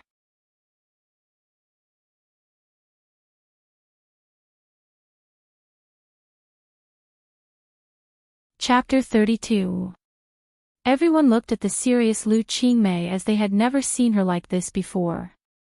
They couldn't help but feel apprehensive as they quickly returned to their seats. How does it feel to be pointed at and scolded as trash? Lu Qingmei coldly asked. Her voice was ice cold like the cold wind blowing from a glacier. Everyone's heart was stifled as the air seemed to solidify. We are not trash. Feng Yong stood up with a red face. Yes, our grades are bad, but we are not trash. We also have dignity. Another person stood up. Immediately, the crowd was stirred up as people continuously stood up. This is not something you can say. Their mouths are on their bodies. They only look at grades. Your grades are at the bottom. How can you not let others talk about it? Lu Qingmei jokingly said. So what if their grades are good? Our grades are bad because we don't want to study. It's not because we are stupid. Feng Yong loudly said as the others loudly echoed. Yes, we are not idiots. If you are not idiots, then how can you prove it? If you can't even study, what qualifications do you have to say you are not idiots? Lu Qingmei's words were like steel needles piercing into the hearts of these young boys and girls, mercilessly piercing holes in their hearts. Plus or minus, isn't it just studying? You say it as if we don't know how to do it. We will definitely study hard and let those who look down on us be speechless. We will let them know that their words are dog shit. Yes, dog shit. Let them know how powerful we are. The classroom seemed to explode as each and every one of them were filled with righteous indignation as if they were brave warriors ready to die. After being goaded by such a simple method, you still say you are not idiots. Yi Dingdang coldly watched from the side as she muttered in a low voice. Tang Zheng looked at her and said, I feel that Teacher Lu's painstaking actions are for everyone's good. Yi Dingdang coldly snorted and said, there are only 3 months left. What methods does she have to turn the tide and let this group of ignorant and incompetent people improve their grades? Where there's a will, there's a way. If you don't work hard at such a young age, how can you have any ambition in the future? Tang Zheng said disapprovingly. You sound like you're in your 70s or 80s. Besides, the worst student in our class is you, Yi Ding-dang said mischievously. Tang Jing shrugged and said, you don't have to worry about me. I'm confident that I can get a satisfactory result in the college entrance exam. Yi Ding-dang had a suspicious look on her face. She really did not know where his confidence came from. The corners of Lu Qingmei's mouth curled up slightly. Looking at the excited crowd, she heaved a sigh of relief. She had been looking for a way to stimulate everyone's fighting spirit to learn, but it was easier said than done. She didn't expect Wu Zuehong to give her a once-in-a-lifetime opportunity, so after a little trick, everyone fell for her trick. Alright, since everyone is so confident, then I'll wait and see. There are only 10 days left until the monthly test. I hope to see the results of everyone's hard work at that time. Teacher, don't worry. Our grades will definitely improve. What do you all say? Feng Yong shouted with a red face. Right, we will definitely improve. Alright, let's start class. Lu Qingmei opened her textbook and began class. This time it was clearly different from before. In the past everyone was focused on the class, but not on the class, but on admiring her beauty. But this time they were really focused on the class. Perhaps their foundation was a bit lacking, but as long as they persevered, learning was not that far away. On this day, a strange scene appeared in Pengqing International School. The originally noisy Hell class actually changed. After class, there was no noise. Instead, everyone was focused on learning. It made people wonder if they went to the wrong place. Strange, this was just too strange. This phenomenon continued until after school.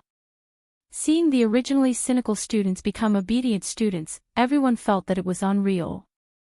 Tang Jing walked out of the classroom and found Feng Shishir standing at the door. Her eyes were red as if she had just cried.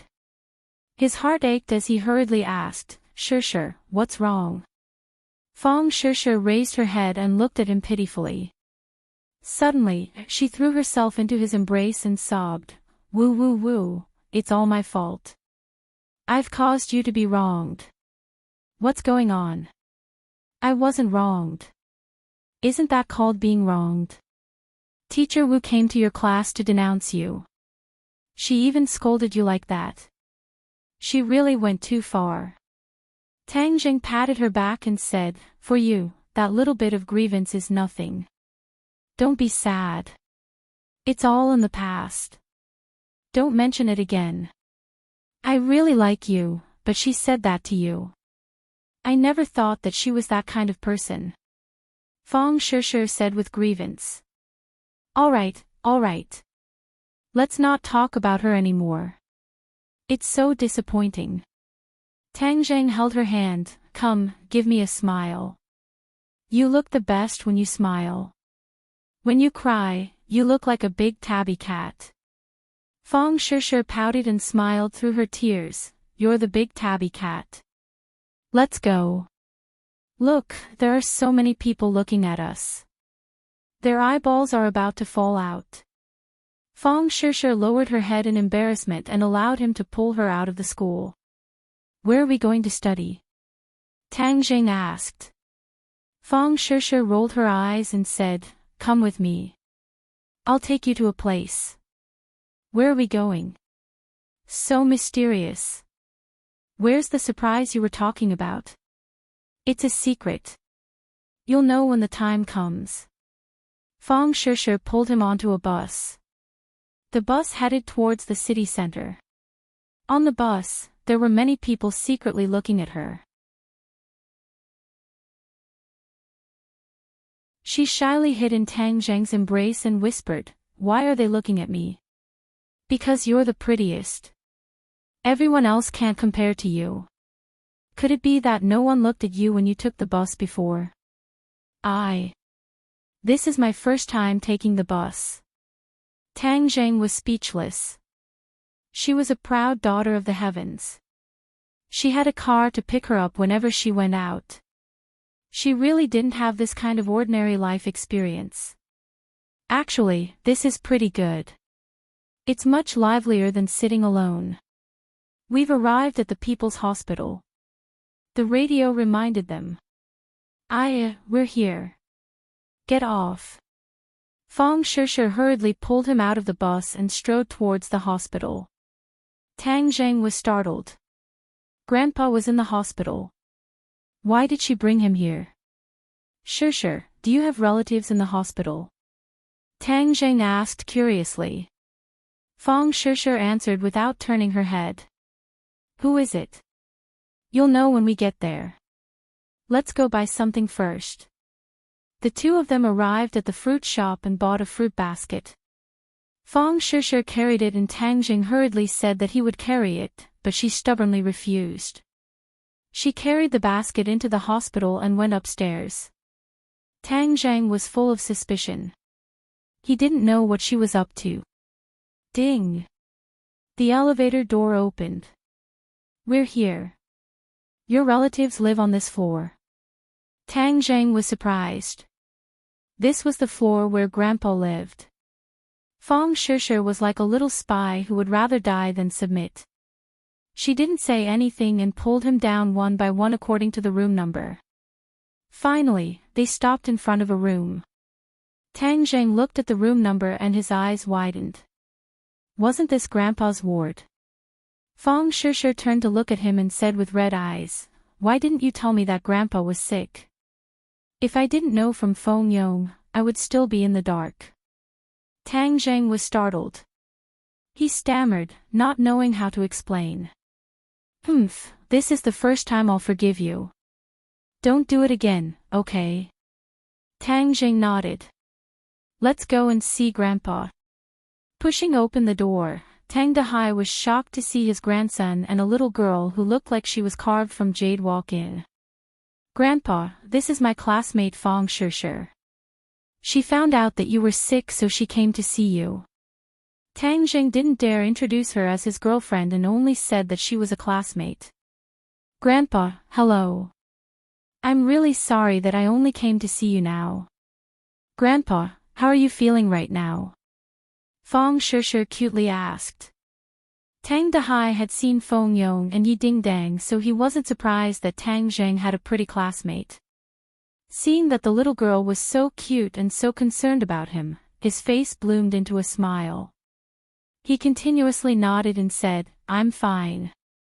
It's just that little Zhang is making a big fuss over nothing. Grandpa, if you're sick then you need to be treated.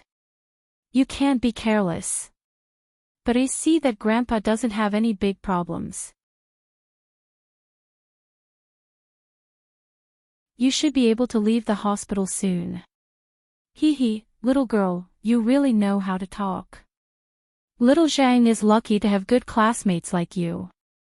You're so busy with your studies yet you still came to see me. Moreover, you even bought things. It's such a waste. It's not a waste. This is what I should do. Little Zheng, what are you doing in a daze? Hurry up and wash the fruits to serve the guests. Tang Dahai urged. Tang Zheng bitterly smiled and took a few apples to wash. When he came back, he found Tang Dahai laughing. He didn't know what Fong Shishir said to make him laugh. Grandpa, I'll peel an apple for you. How can I let you do it? Let little Zheng do it. How can he be so clumsy? I'll do it. Fong Shishir unquestionably took the apple and fruit knife. Tang Zheng didn't know whether to laugh or cry. How am I clumsy? I'm much more nimble than this big miss. Grandpa, eat an apple. Fong Shishir finished peeling the apple and handed it to Tang Dahai. Tang Dahai was so happy that flowers bloomed. The three people were happy and harmonious. After chatting for a while, Tang Zheng and Fong Shishir left the room. Okay, let's go study now. Fong Shishir happily said. Where are we going to study? Of course we're going to the hospital. Grandpa needs to be taken care of so he can't go too far. Look at the stairs. There's plenty of light and we can sit down. It's killing two birds with one stone. Fong Shishir said. Stairs. Let's go. Let's not waste time. Fong Shishir pulled him to the staircase and sat down with a napkin on the floor. She took out a book and began to revise. Today, we will first review mathematics. This is the mock exam paper from last time. Let's look at it again. She knew that Tang Zheng's head hurt when he thought, so she decided to keep doing questions to consolidate his knowledge and deepen his memory. This way, there might be a way to overcome his difficulties. This test paper has already been done. It's boring. Tang Zheng said. Since it has already been done, let's review it again to deepen your memory. The next time you encounter similar questions, it will be easier. Fong Shishir patiently explained. Okay, I'll do it again. Tang Zheng couldn't argue with her and began to do the questions. The 150 points math test paper only took him 40 minutes to finish. Fong Shishir was stunned as she watched him answer the questions quickly. How are you so fast? Fong Shishir still remembered that last time he only scored 20 points on the math test. This time, he actually did it so quickly and all the answers were correct. It was incredible. Tang Zheng smiled proudly. Ever since he started to cultivate, he found that his thinking ability and memory had become stronger. He was at least 30% faster than before. Let me tell you a piece of good news. I'm cured. Tang Zheng said.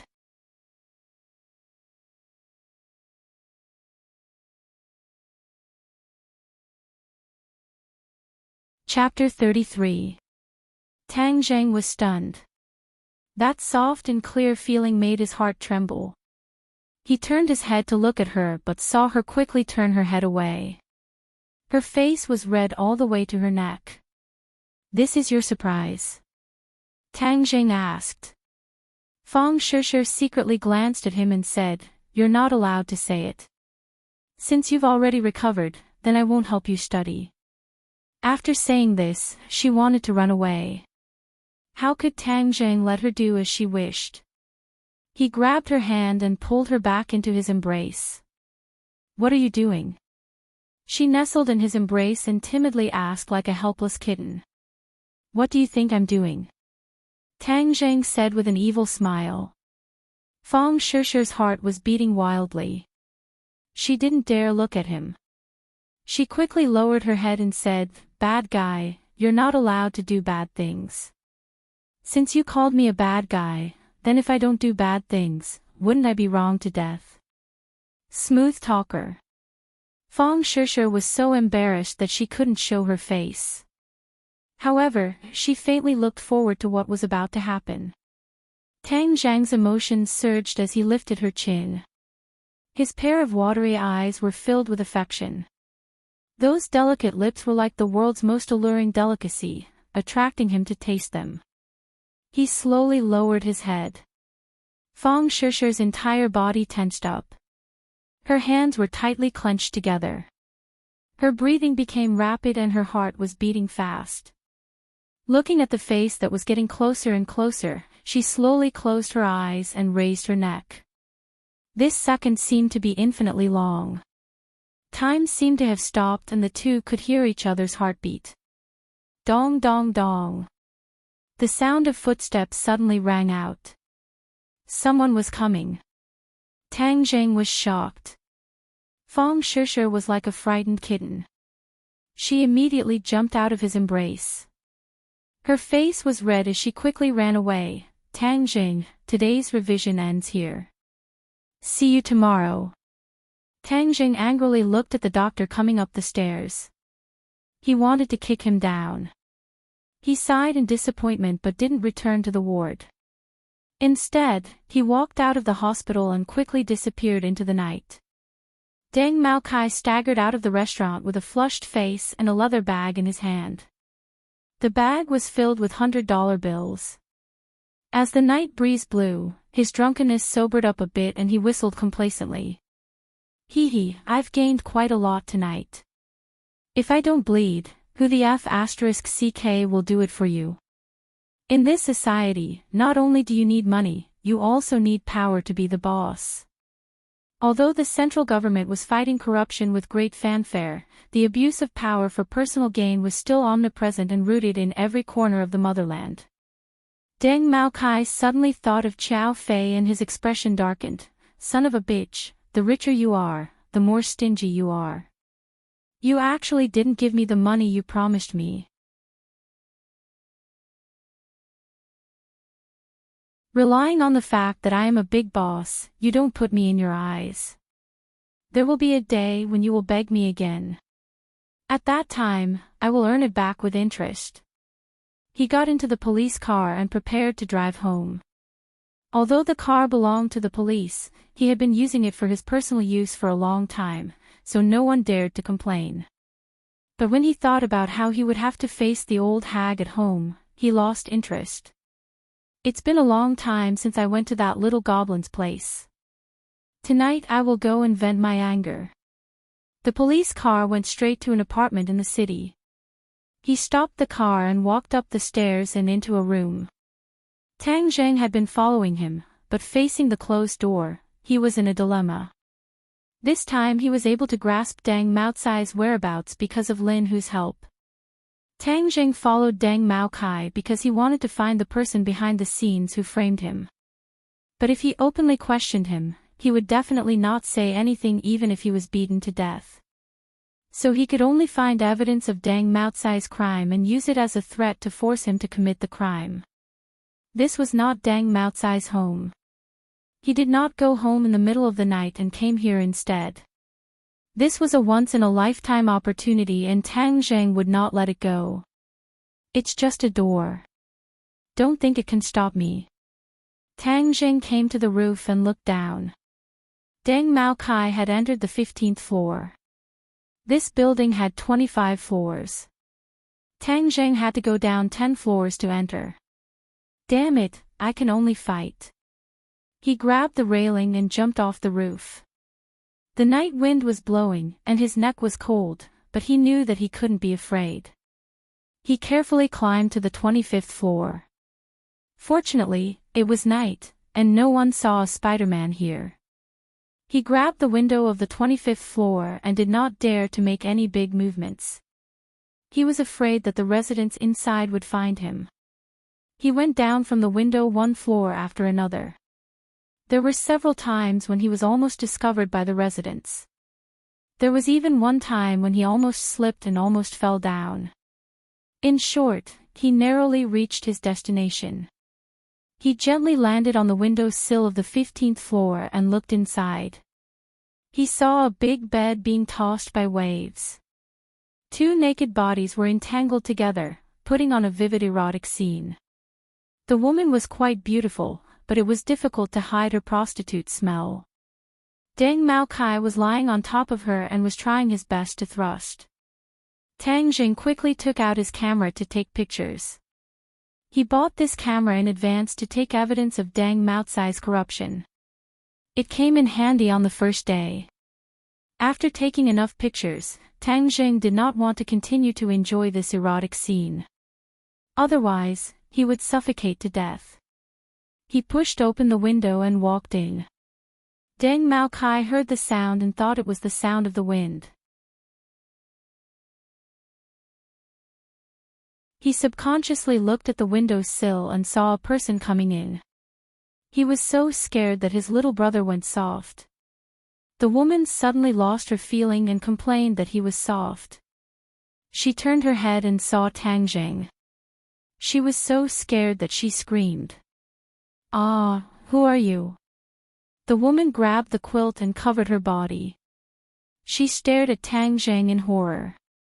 Deng Maokai was also sweating. He did not figure out who the other party was. Could it be a thief? Damn it, a little thief actually dared to steal from me. He was really looking for death. Who are you? Deng Maokai asked in a majestic voice. Tang Zheng walked under the light and jokingly said, "Chief Deng, you don't recognize me? Your memory is too bad. It's you. Deng Maokai finally saw Tang Jing clearly. He could not help but cry out in alarm. His heart became nervous. If it was an ordinary thief, he was confident that he could deal with it. But the other party was clearly targeting him. This was not so easy to let go. What do you want to do? Of course I want to continue what I didn't finish that day. Let me ask you, who is the real culprit behind this? Tang Zhang's face sank as he sternly asked. So you are still entangled with this question? Deng Maokai suddenly realized. But looking at the unarmed Tang Jing, he was not afraid. The other party was just a student. Deng Maokai swaggered and wrapped himself in a bath towel and jokingly said, "Why should I tell you? This camera contains the good things you just did. I believe some people will be interested." Tang Jing waved the camera and said. When the woman heard this, she turned pale with fright and cried out, "My dear, hurry up and snatch the camera. You must not let it fall into the hands of others." "Shut up, I know." Deng Maokai impatiently roared. Of course, he was very clear about the power of these photos. As long as these photos were leaked out, then he would be done for. This woman was not his wife, but a Lu Feng who was swept away during an anti-prostitution operation. He saw that she was pretty and secretly let her go. However, every once in a while, he would come back to play with her for free. The woman was scared to the point of shrinking into the bed. Deng Maocai's face was gloomy as he asked, "You want to use this to threaten me? Is it not enough? If it was someone else, then maybe it would succeed. But you, humph, brat, a student who hasn't even grown hair yet dares to threaten me. See if I don't kill you." Deng Maokai jumped in front of Tang Zhang and threw a punch at him. Although all these years his body was hollowed out by wine and women, but after all his foundation was not bad. He was more powerful than the average person. Deng Maokai was confident that dealing with Tang Jing would be a piece of cake. But he suddenly found that his punch was firmly held by the opponent, making him unable to move. "Let go!" he roared.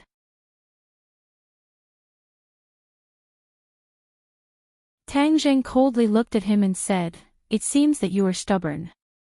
Since that is the case, then I will wake you up." Tang Jing grabbed his neck and pushed half of his body out of the window.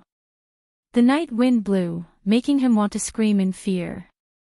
But Tang Jing immediately used a towel to block his mouth, making him unable to scream. Deng Maocai's body went soft. He kept twisting and resisting but was indifferent. This was the 15th floor. He was very clear about the consequences of falling down. "If you don't say it, then I will throw you down now. No one will know that I did it. What do you think?" "Woo woo woo."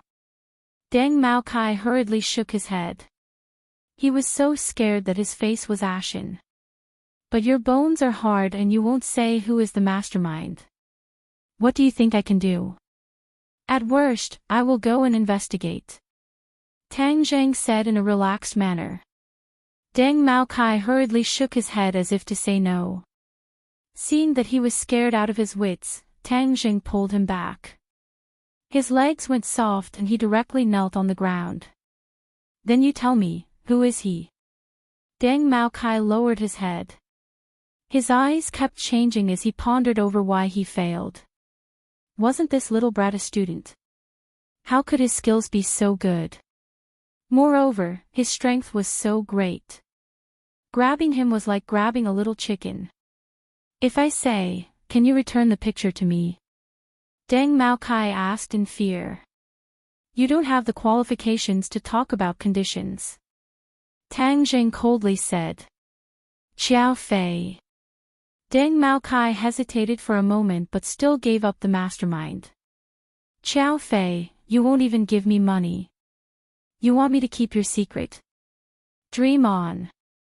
So it was him. Tang Zhang's eyes flashed with killing intent. "Xiao Fei, there was a road to heaven but you didn't take it. There was no door to hell but you barged in. This time, no matter what, I will not let you go. Can you give me the picture? Deng Maokai nervously asked.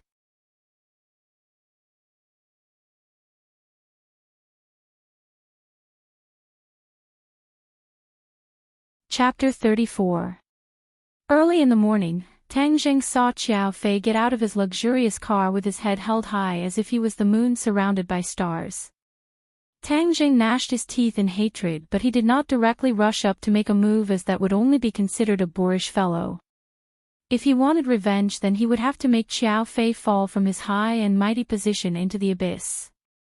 Just beating him up would be letting him off easy. What fatal weakness does Xiao Fei have? Xiao Fei was one of the most favored students in the eyes of the teachers. Not only was his grades outstanding, he was also from a wealthy family. His father was even one of the school's board of directors. Completely defeating him would not be easy. I cannot be too hasty. I have to do it step by step. My top priority is to raise my cultivation and save my grandfather. Then I will let Xiao Fei live happily for a few more days. Tang Jing turned around to welcome Fang Shishir, who was walking over. Her beautiful face was slightly red as she sweetly smiled, making people involuntarily think of the romantic scene from last night. The two of them walked hand in hand into the school grounds. This scene was coincidentally seen by Xiao Fei. He was furious and wanted nothing more than to go up and break them apart, but he knew that it would be useless. Xiao Fei, isn't this warm and romantic scene very interesting? Takashi walked over and coldly asked. Xiao Fei's eyes flashed with anger as he said, Takashi, what are you talking about? Don't think that just because he is with Fang Shishir, you can sit back and relax. I heard that Yi Dingdang treats him much better than you. Takashi coldly snorted, Dingdang will one day know how good I am. Stop comforting yourself. I told you to think of a way to deal with him. Have you thought of a way? Tang Zhang's prestige in Class 7 is rising day by day. How can I think of a way to deal with him? If I had a way, I would chop him into pieces. Takashi still remembered the scene where Tang Zhang made a fool of him in public. He hated him to the bone, but today's Class 7 was no longer the Class 7 of the past. Many people were no longer afraid of him. This made him very angry, but there was nothing he could do. The most fundamental reason for all of this was Tang Zhang. Only by driving away Tang Zhang would he be able to restore his former prestige. Chop him up. Xiao Fei's eyes flashed as he muttered, that's a good idea. Takashi felt a chill run down his spine. He couldn't help but shudder as he said, you said, kill him. As he spoke, he made a throat-slitting gesture. Xiao Fei looked at the direction in which Tang Zhang and Fang Shishir disappeared, smiling without saying anything. Tang Zhang, I'm really sorry, but I have to go home first after school today. My mom wants me to go home for dinner, so I can't study with you today. Fang Shishir said reluctantly at the door of Class 1. No problem, there will be plenty of opportunities in the future. And, thank you. You're really good. Be good and I'll reward you next time. Fang Shishir said as she bounced into the classroom. Tang Zhang couldn't help but think of last night's kiss. His heart surged. Yo, look at how happy you are. You're all smiles. Don't tell me you did something bad. As soon as Tang Zhang sat down, Yi Dingdang couldn't help but make fun of him. Tang Zhang smiled embarrassedly and said, No, you must be seeing things. Tang Zhang, don't blame me for pouring cold water on you. The Fang family is not an ordinary family. You and Fang Shishir will not have a smooth sailing life. Yi Dingdang said. Without experiencing the rain, how can you see the rainbow? I'm not afraid of any difficulties. Tang Zhang said confidently. Yes, boss, I support you. Feng Yong said, our boss is also not an ordinary person. His future achievements will definitely be greater than the Fong family.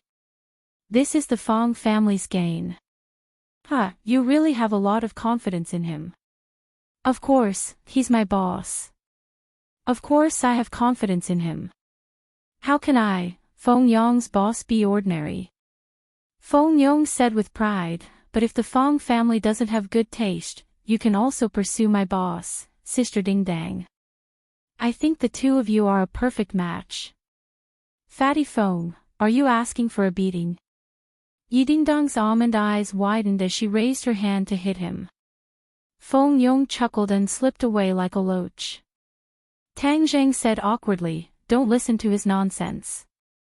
Of course I won't listen to his nonsense. Me and you. Hang, you're not as strong as me. Why would I look for you?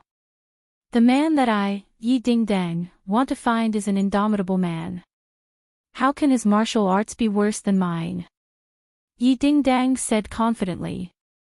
Tang Zheng, my dad asked if you have time tonight. He wants to invite you to my house for dinner. Yi Ding Dang said. Invite me to dinner. What's the matter? He said he has something to discuss with you. I don't know what it is, but he's being so mysterious. So annoying. Okay. Tang Zheng agreed. Towards Yi Tianlei and Feng Xinyang, he didn't have any bad feelings. Moreover, last time Feng Xinyang went to the police station to save him. Then after school we'll go together. Feng Xinyang will come to pick us up. Class 7's learning atmosphere was very good. It surprised the teachers who were in class. They thought that they came to the wrong class. The mischievous students became diligent students. This news quickly spread throughout the school. Many people were puzzled. Did the sun rise from the west? But many people also secretly cursed. This was definitely a show. In a few days Class 7 will definitely return to its original state. After all, it's easy to change mountains and rivers but hard to change a person's nature. After school Tang Zheng and Fong Shishir walked out of the school gates. Feng Xinyang's car had not yet arrived but another car came to a sudden stop in front of Tang Zheng. A black man walked out of the car and arrogantly said, Tang Zheng, our madam invites you. Who is your madam? You'll know when you get in. Tang Zheng wrinkled his eyebrows and said, I don't know any madam. I won't get in the car. Yi Dingdong's beautiful eyes turned as if she was thinking of something. Even if you don't want to, you still have to go. The big man said unquestionably. He reached out to grab Tang Zheng's arm. Tang Zheng instinctively stepped forward and pushed his shoulder against the other's chest. The big man quickly retreated 2 steps and almost hit the car door. His expression suddenly changed. I already said that I don't know any madam. Don't provoke me. Tang Zheng unhappily said. The other party's arrogant attitude made him feel very unhappy. You are Tang Zheng. You actually have some guts. The back door of the car suddenly opened and a voice floated out. Tang Zheng finally clearly saw the person inside. It was a graceful and luxurious woman. It could be seen that when she was young, she was definitely a great beauty. Tang Zheng's heart moved as he guessed the other party's identity. This was because her eyebrows were somewhat similar to Fong Shishir's. You are Shishir's mother. She was Fong Shishir's mother, Shi Mengqin. Shi Mengqin expressionlessly nodded her head and directly walked out of the car. Her aura was full as she went straight to the point and said, Tang Zheng, I came today to talk to you about the matter between you and my daughter. Tang Zheng had a bad premonition but he still maintained the etiquette of a junior and nodded his head. Auntie, please speak. Don't call me auntie. I am not that close to you. Shi Mengqin expressionlessly said coldly. Tang Zheng awkwardly did not know how to reply. I will make this short. In the future, you will stay away from Shishir. You and her are not people of the same world. Do you understand? Shi Mengqin resolutely and decisively said without leaving any face. Tang Zheng was suddenly startled. He did not think that the other party would come to break up an affectionate couple. He clenched his teeth and did not say a word. You are not worthy of my daughter. Seeing Tang Zheng's clearly unconvinced face, Shi Mengqin continued to speak. Are you finished speaking? Tang Zheng suppressed his anger and asked. Do you still want to continue pestering my daughter? Shi Mengqin's two elegant eyebrows deeply wrinkled. I know that you are the kind of person who wholeheartedly wants to climb up the social ladder and use this opportunity to soar into the heavens. Let me tell you, you are wrong. The Fong family's doorstep is not that easy to enter. This is purely an unrealistic and extravagant hope that will absolutely not succeed. This is a matter between me and Shusher. Other people have no right to decide.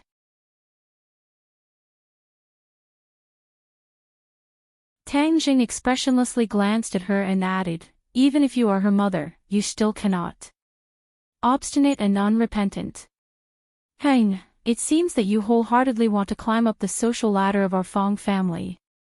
At such a young age, you already have such a scheming heart. It is simply frightening. However, the one you are facing is me, so how can I let you succeed? Shi Mengqin arrogantly said. Yo, the Fong family is so powerful. Just hearing it is enough to scare a person to death. Suddenly, another woman's voice rang out. They saw Fong Xinyang leisurely walk over. Just how powerful is the Fong family? Can they turn their hands over and create clouds and rain with a flip of their hands? How come I have never heard of the Fong family having this ability? Who are you? Shi Mengqin's eyes slightly narrowed as she stared at Fong Xinyang. Shi Mengqin, after all, came from a large family and her vision was not ordinary.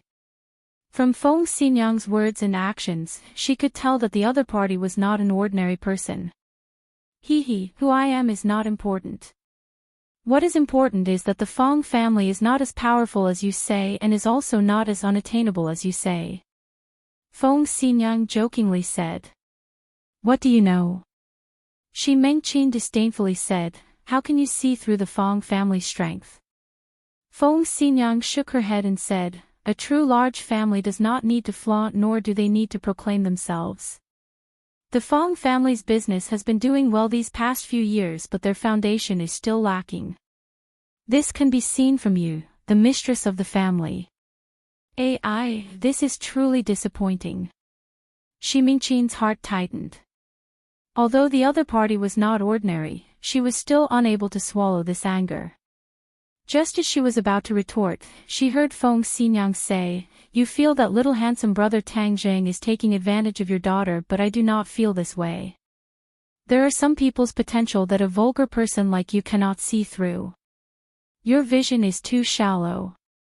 Saying this, her gaze fell on Tang Zheng's body as she beamed and asked, little handsome brother, since other people do not like you then you should not join in the fun. Why don't you and our families ding-dang be together? I feel that the two of you are a match made in heaven. What do you think?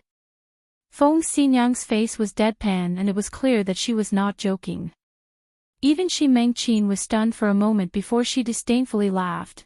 Ha, you still dare to say that other people are short-sighted. You really are far-sighted.